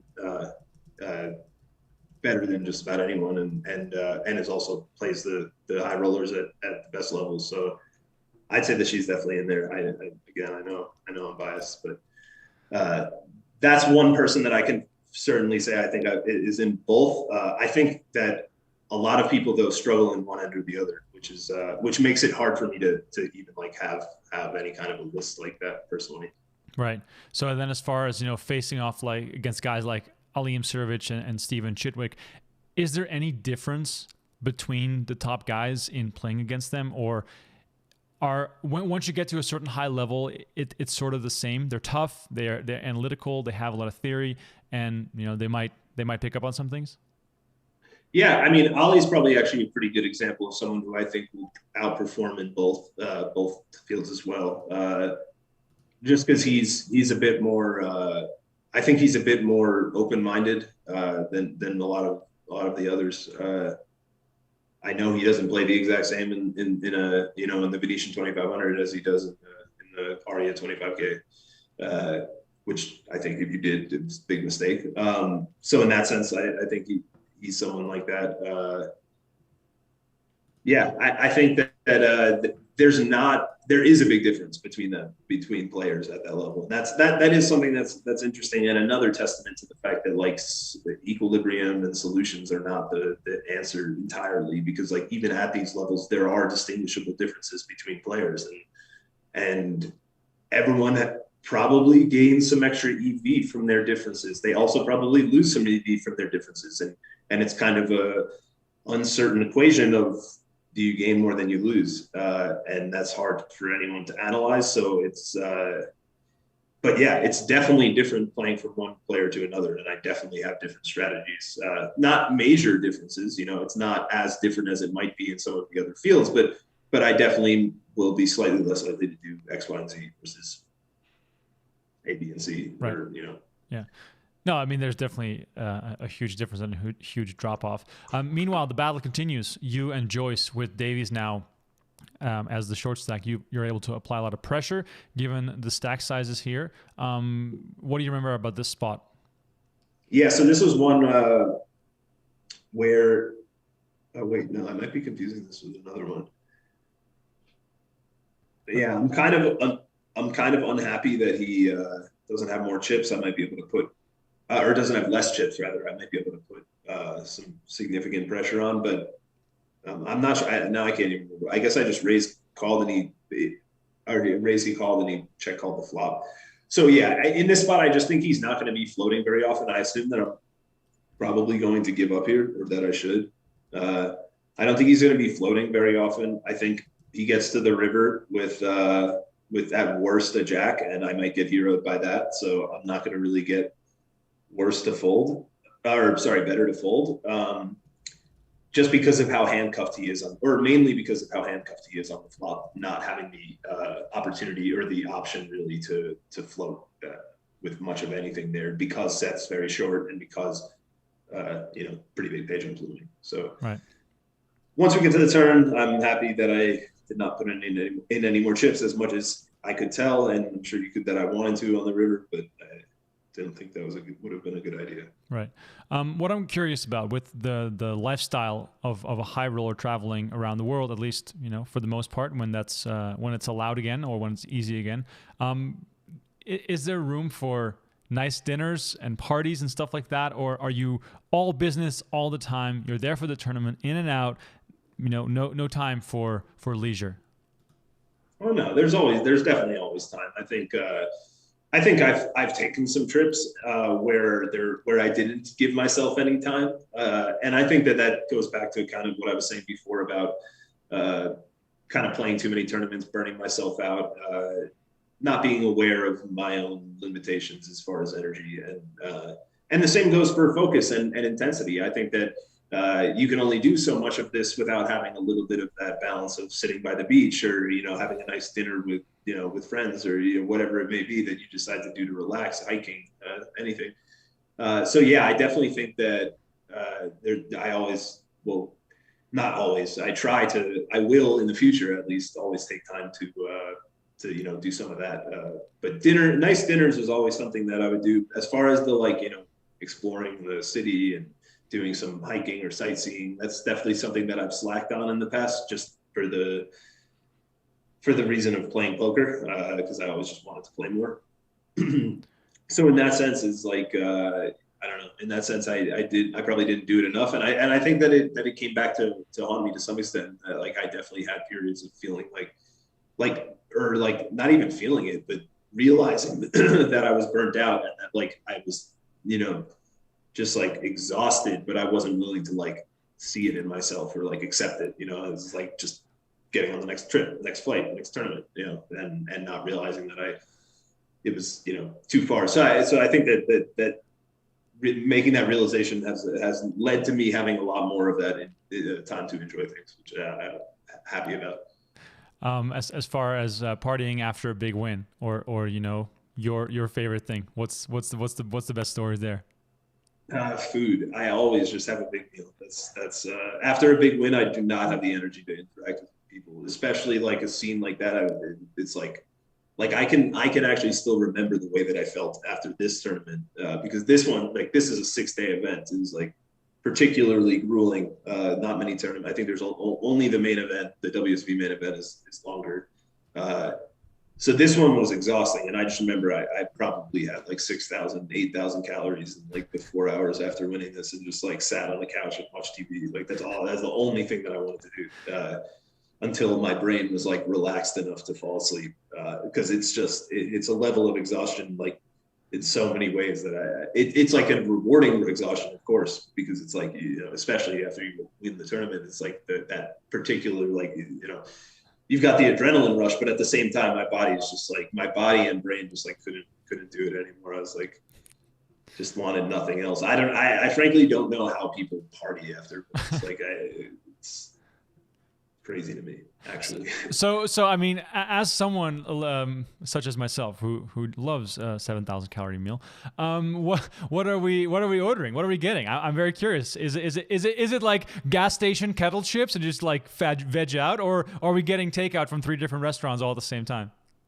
It's a little bit of both, actually. I have some like guilty pleasures as far as food. Like I love Taco Bell. I very rarely eat it, but it's like one of my favorite foods to eat every so often. So yeah, it's not like health food or gourmet food generally. It's like because I've done and Chrissy's partaken. She might not like me telling you this, but she's partaken in some of these buffets post session where we've ordered like Chipotle, Taco Bell, Wendy's, and then like Krispy Kreme donuts, and and that was our dinner after a meal. Probably have like a third of each thing, but just like the eyes bigger than your stomach to like the max right after a session. That could be. I find that can be cathartic and pretty like relaxing. And I'm generally pretty like conscious of my diet, so I kind of go for extremes where I'm really, really bad and then pretty good most of the time. That's really funny. I love that. I think that's great. And then on the flip side, of course, you're a big guy, you're a strong guy, you're fit. Do you think that helps you as a poker player with these long days with focusing and what do you do to stay in shape? Do you have like a strict routine? Are you plain rice, broccoli, and chicken kind of guy? Like how do you sort of do it to stay in this sort of shape? Well, to answer your first question, absolutely. Like I think it's such a massive edge in these, especially in the longer tournaments. You just see, particularly not as much the regs, but particularly some of the recreational players. You see so many just like mental mistakes that they wouldn't make. Like how many times, I mean, if you really think back to how many times you play all day with this like tight older man who all of a sudden does something absurd that you like can't wrap your head around and he busts. And like he had been playing so tight all day and then it was like the second to last level and he does that. Like I've seen that stuff happen so often and I'm fairly convinced that it's just people's brains like lowering, you just get tired and your brain function lowers. That's just like a really natural response to being tired. And so I think that like being in good physical shape definitely provides you an edge in that you're not feeling that sense of fatigue as often. And also there's just like a hormonal element that I think like cognitive function is very, it's not just something that I think, it's proven to be very highly correlated with proper hormone function. And I think that diet and exercise are well, again, I don't think these are, I keep saying it like it's like my idea, but Right. diet and exercise are linked to, good hormone balance. So I think that those two things, and like, it's like, how many people do you know who feel happier when they get into better shape?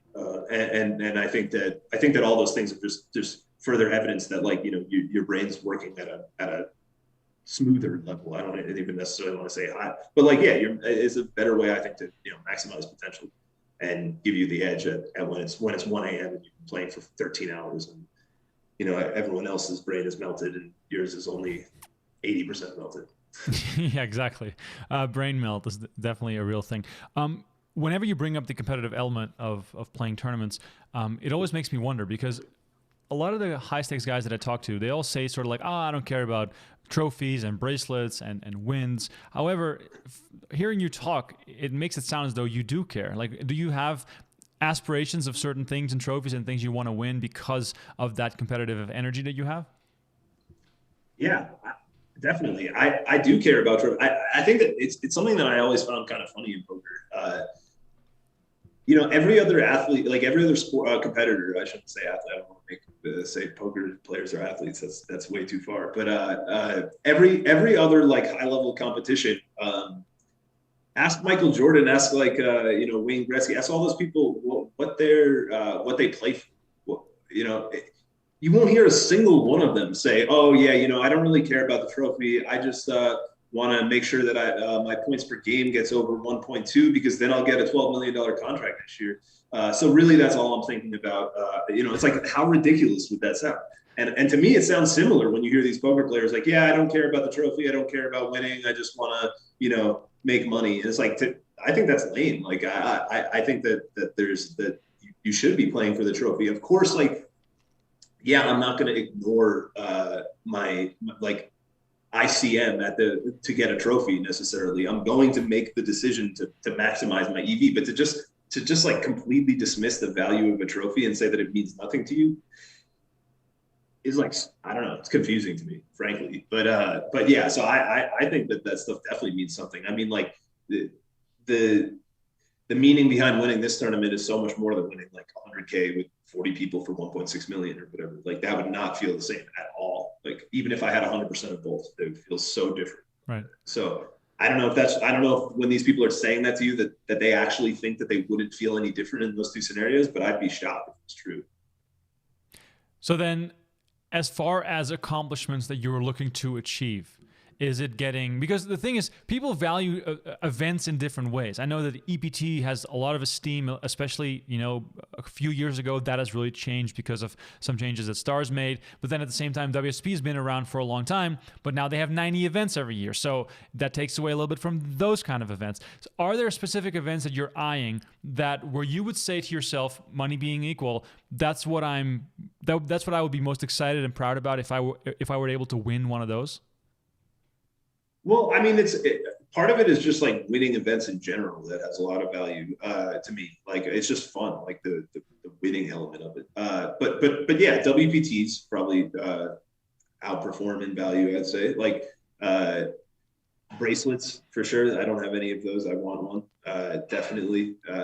I mean, the main event, of course, is like the ultimate tournament to win. That's like one thing that I'll give it a shot until I die, probably.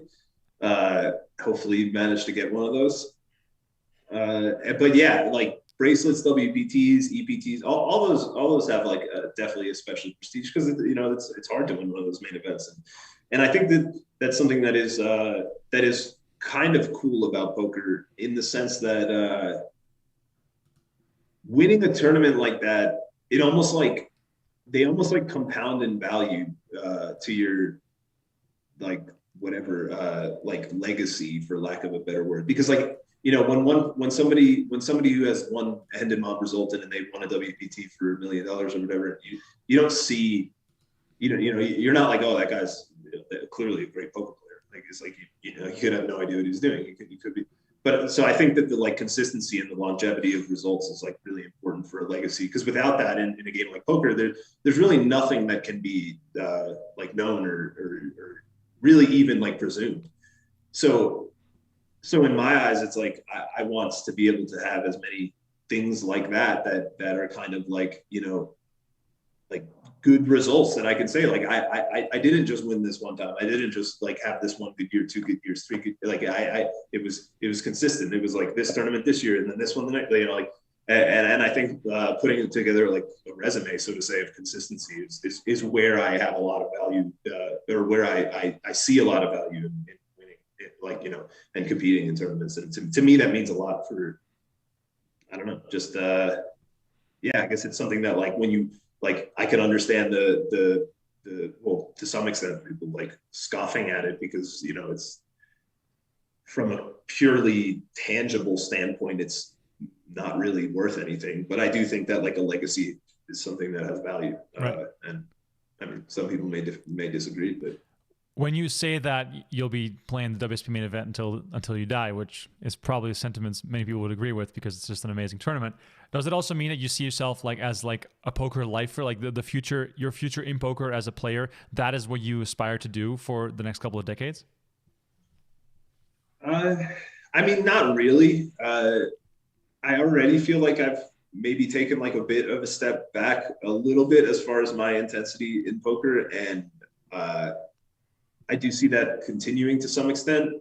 I don't think I'll ever, yes, in this, like, I'd say, yes, I will be a poker lifer in the sense that, like, I'll probably, as long as I'm living in Vegas or being in Vegas or anywhere, or, if there's a big tournament there, like at 5 Diamond, I'm playing that. If I'm in like wherever I am, if there's a big tournament there, I'll probably for the rest of my life be playing it. But I don't necessarily see myself constantly traveling and doing the play every single tournament every year for maybe ever again, honestly, to the same extent that I did. Just because of the drain that has on like your ability to have relationships with friends and family and have a life.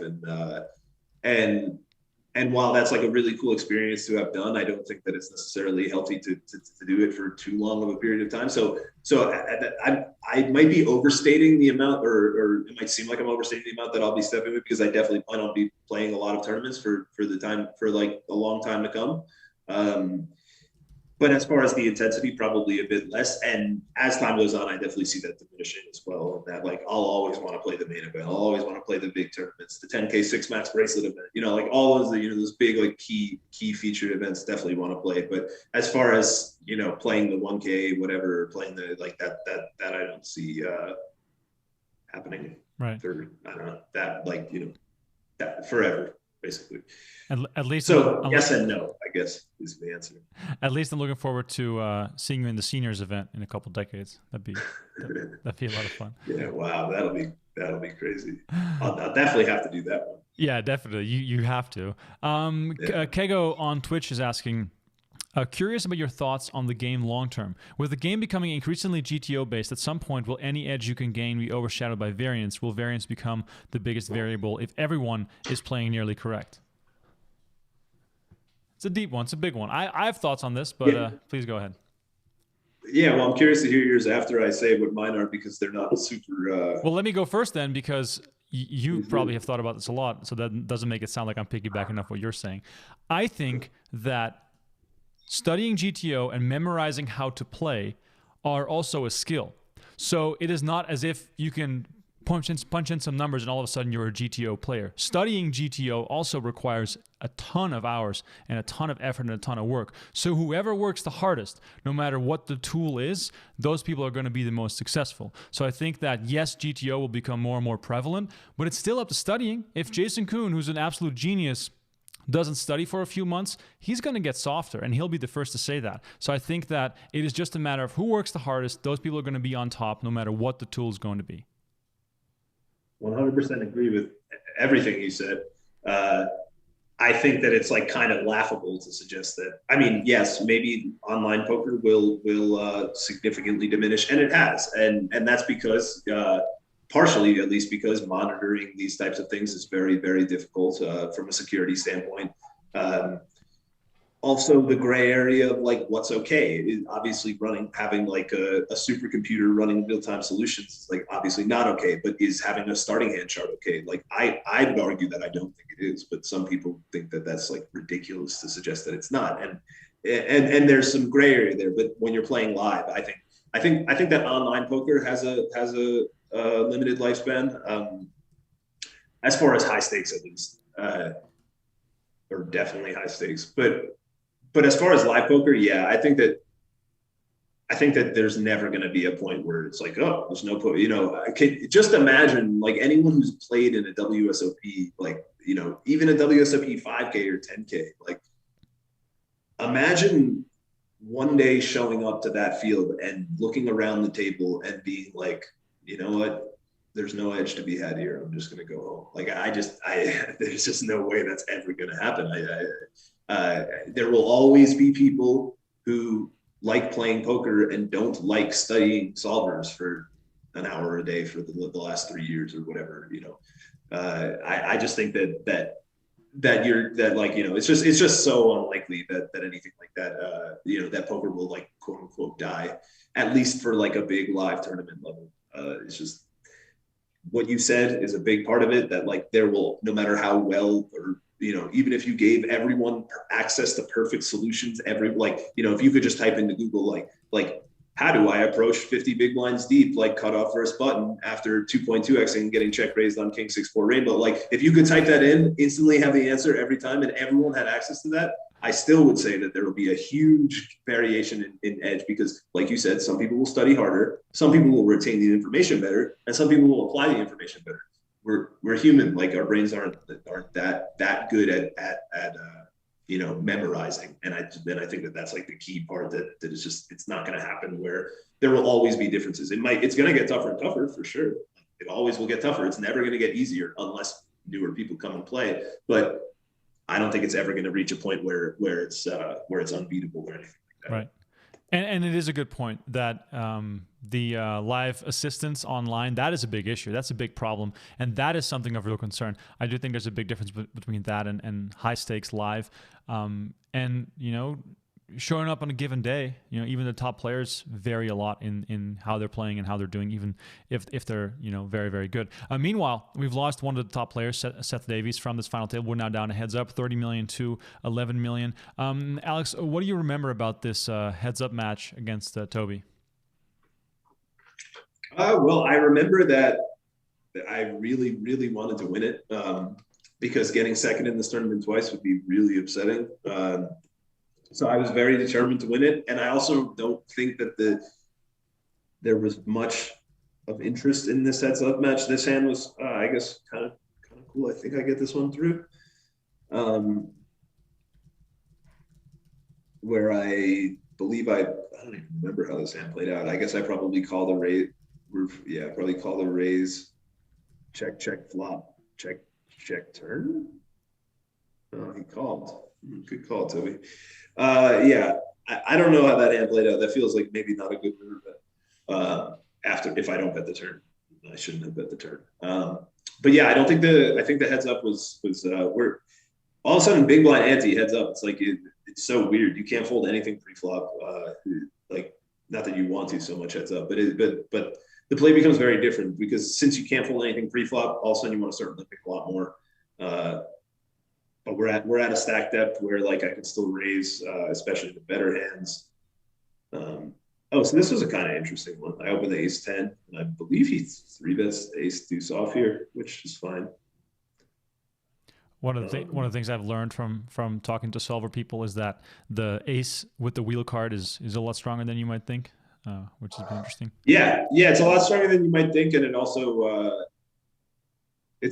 has a pretty good value in 3-betting here, because the ace blocker has a lot of relevance, and you will also often have the best hand. And then the times that you don't, your equity to suck out against a better ace, for example, is significantly higher when your second hand card is a wheel card, because of your straight opportunities.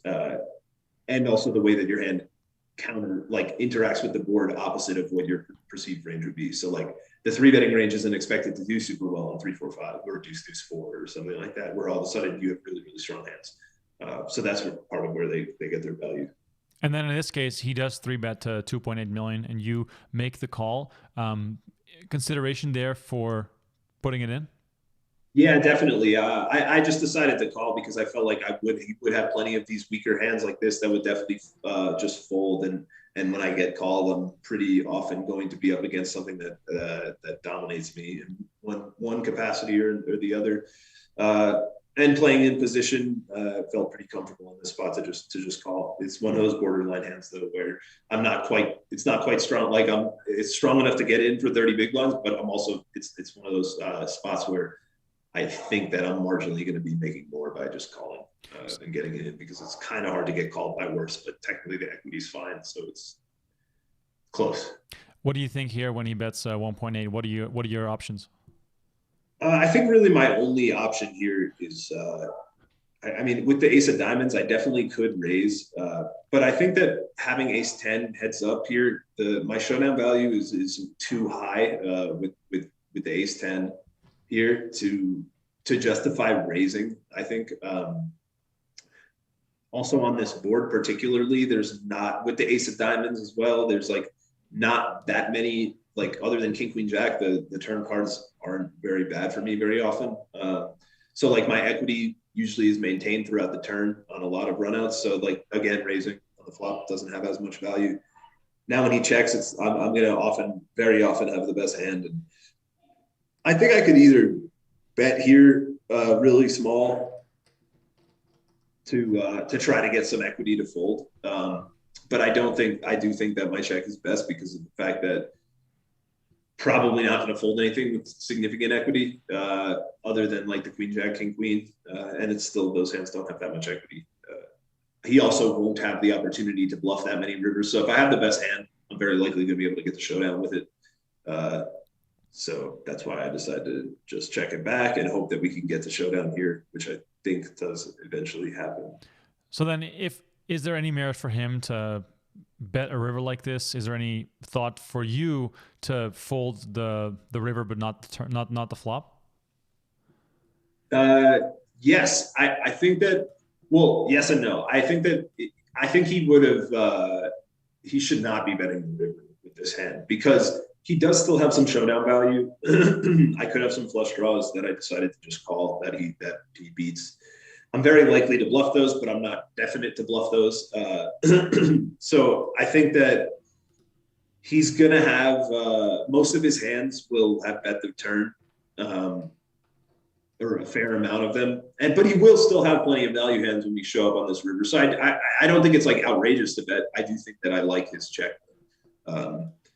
I would have been in an interesting spot though had he bet. I don't know. There's a very good chance I would have called, mainly because of the fact that I think that that he's likely to bet most of his overpairs on the turn as well, despite there being 2 nines. Right. And then so this one I decided to limp ace jack. We're sub 20 big blinds deep. This is obviously really, really strong hand. And like I said before, we want to limp a lot of hands now. I basically want to VPIP every hand at this point with this big blind ante. So limping the strong hands has a lot of value to your overall strategy. That now when you limp, you're uncapped and they can't assume things about your range. We get lucky enough to get to both flop top pair, and I bet third pot, which is the minimum I'm allowed to bet. I would have bet smaller if I could. And we get check raised, which brings an interesting spot where I'm, it's funny in game. I really liked my play here, which you'll see in a minute is to 3-bet. And this is one of those spots that's kind of interesting because I don't really like it from a theoretical standpoint. But there was something in game that gave me the strong, like really strong inclination that he had a jack. I very well could have been wrong, but I had that inclination. I remember that because I definitely did not. This isn't like the standard line, but again, he check raised very small, so I had an interesting spot to force him to put more chips in with just about everything that he check raises with. Like there's not much that he can fold when I click it back there, and it sets up a very small SPR to get all in on the turn when he does have a jack. So, from a theoretical standpoint, I think it's fine, but I generally would not do that. But just in game, I felt very confident he had a jack. and then the king of clubs peels off on the turn, which might seem like a bad card, but being that I have three bet that flop, I'm very likely to have jacks plus or some kind of ace deuce of clubs, diamonds, spades, something with some backdoor equity or gutter that I decided to turn into a bluff instead of just calling the flop. So when this king comes and I get the opportunity to shove and make my range further polarized, because it might not be perceived that I'd be continuing to take this line with just with a jack, except for like the best jacks. So yeah, this is a good spot. Despite it not looking like a good card, I felt like it was actually a really good card for me to get more action on, because if he does have a jack like I thought, it's going to be really hard for him to fold this turn when now all of a sudden I have so many draws. That like so many of the backdoor, like even the queen 10 suited and the ace, the even like queen 9 suited, or there's a lot of hands that I might have gone crazy with on the flop that now picked up extra equity that would keep betting. So it helps this hand get value. Is it also in this sense very opponent dependent, like knowing how he thinks about the game? Yeah, definitely. I think Toby's a great player. I think Toby's plays a lot. He's definitely someone who studies like solvers a lot and has that kind of outlook, I think, towards the game to some extent. I haven't like spoken poker with him a lot to know for sure, but that's the impression that I get. So I expect his decisions to be fairly like theoretically sound and equilibrium based. But I do think that again, like this, I don't think he had been in a spot this big before. And I think that those things, a lot of people will almost want to imply or suggest that they have no meaning, but I think it's kind of crazy to suggest that like you have to just be ultimate, like Superman, ice in your veins to just feel nothing in a spot like this. Like there's not many people that would just be the exact same. So I do feel like that kind of weights his range towards value a little bit more in the check raise, like when he's check raising this flop, but also just, I think maybe an element of body language, or I frankly can't articulate what my thoughts were at the time because I don't really remember. And I don't even think there was anything like identifiable where I was like, he did that, but it was just like, I definitely had the inclination that he had a jack. Now, once he's used his third time bank, I'm fairly certain that he has a weak to mediocre jack. And I'm just praying to get called with the 93%. Which is funny too, because and he does make the call, and he only has 7%. This has been a relatively fast-paced final table, shown by the fact that you guys all have a big stack of those time chips still remaining, and he just used 3 in a row and made the call. Only has 3 outs going to the river, 3 nines remaining. Those are the only chances. But it was good to see that was a fast-paced final table, despite it going for almost 7 hours. As I mentioned before, full final table is available on PokerGo. Here you are fading 3 outs, and in anticipation of the river. How did it feel to win this one? Really good. This was definitely one of like a win that felt like biggest to me. I don't know why exactly. I guess there's the element of like the revenge of like having gotten there before and not won. And I felt like I didn't play my best against Ryan Tosik heads up. I made one mistake with the King 8 that I'll remember for a long time. That I felt really happy to get the chance to make right, kind of thing. So yeah, this one felt really good. Winning a WPT like felt awesome too. It was one of the events that you want to win, like the whatever Triple Crown or what. I think that's what they call it. But yeah, it's one of the big events. I had a couple final tables, but never had a win. Yeah, felt really good. Definitely one of the most like special tournament wins for me. Definitely shout out there to Chance also on the rail, and look at that smile. Also a little bit of relief in there as well. After playing for so many hours. I'll put the screen back here to where it says champion. I think that's pretty cool. Alex Foxen, thank you so much for being on the show here. 1.7 million was your take here from this World Poker Tour 5 Diamond event. Before I let you go, any thoughts on when full-blown live poker will be back? We've got a lot of questions about that. Didn't really fit into the conversation, but I am curious on your take. I don't know.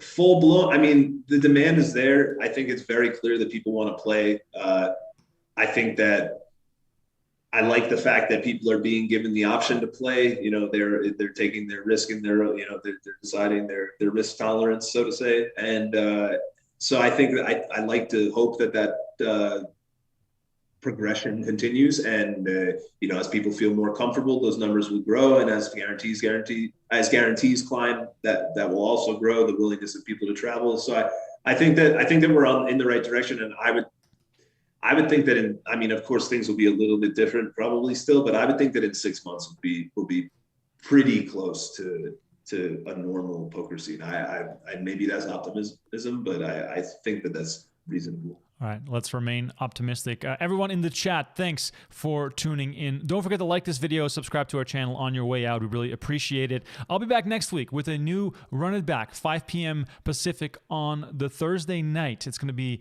another great guest that I have lined up. Can't reveal it just yet, but we'll get to that next week. No Gamble, No Future coming on Tuesday. Don't forget to subscribe to the new YouTube channel of No Gamble, No Future. It's Jeff Platt and Brent Hanks on the show for that one. For now, his name is Alex Foxen. Follow him on Twitter at WAFoxen. My name is Remko Rinkema. You can find me as well on Twitter. Slide into those DMs if you have any questions or requests. And then I'll see you guys next week. Thanks, Alex. I'll see you soon. Thanks, Remko. Appreciate you having me.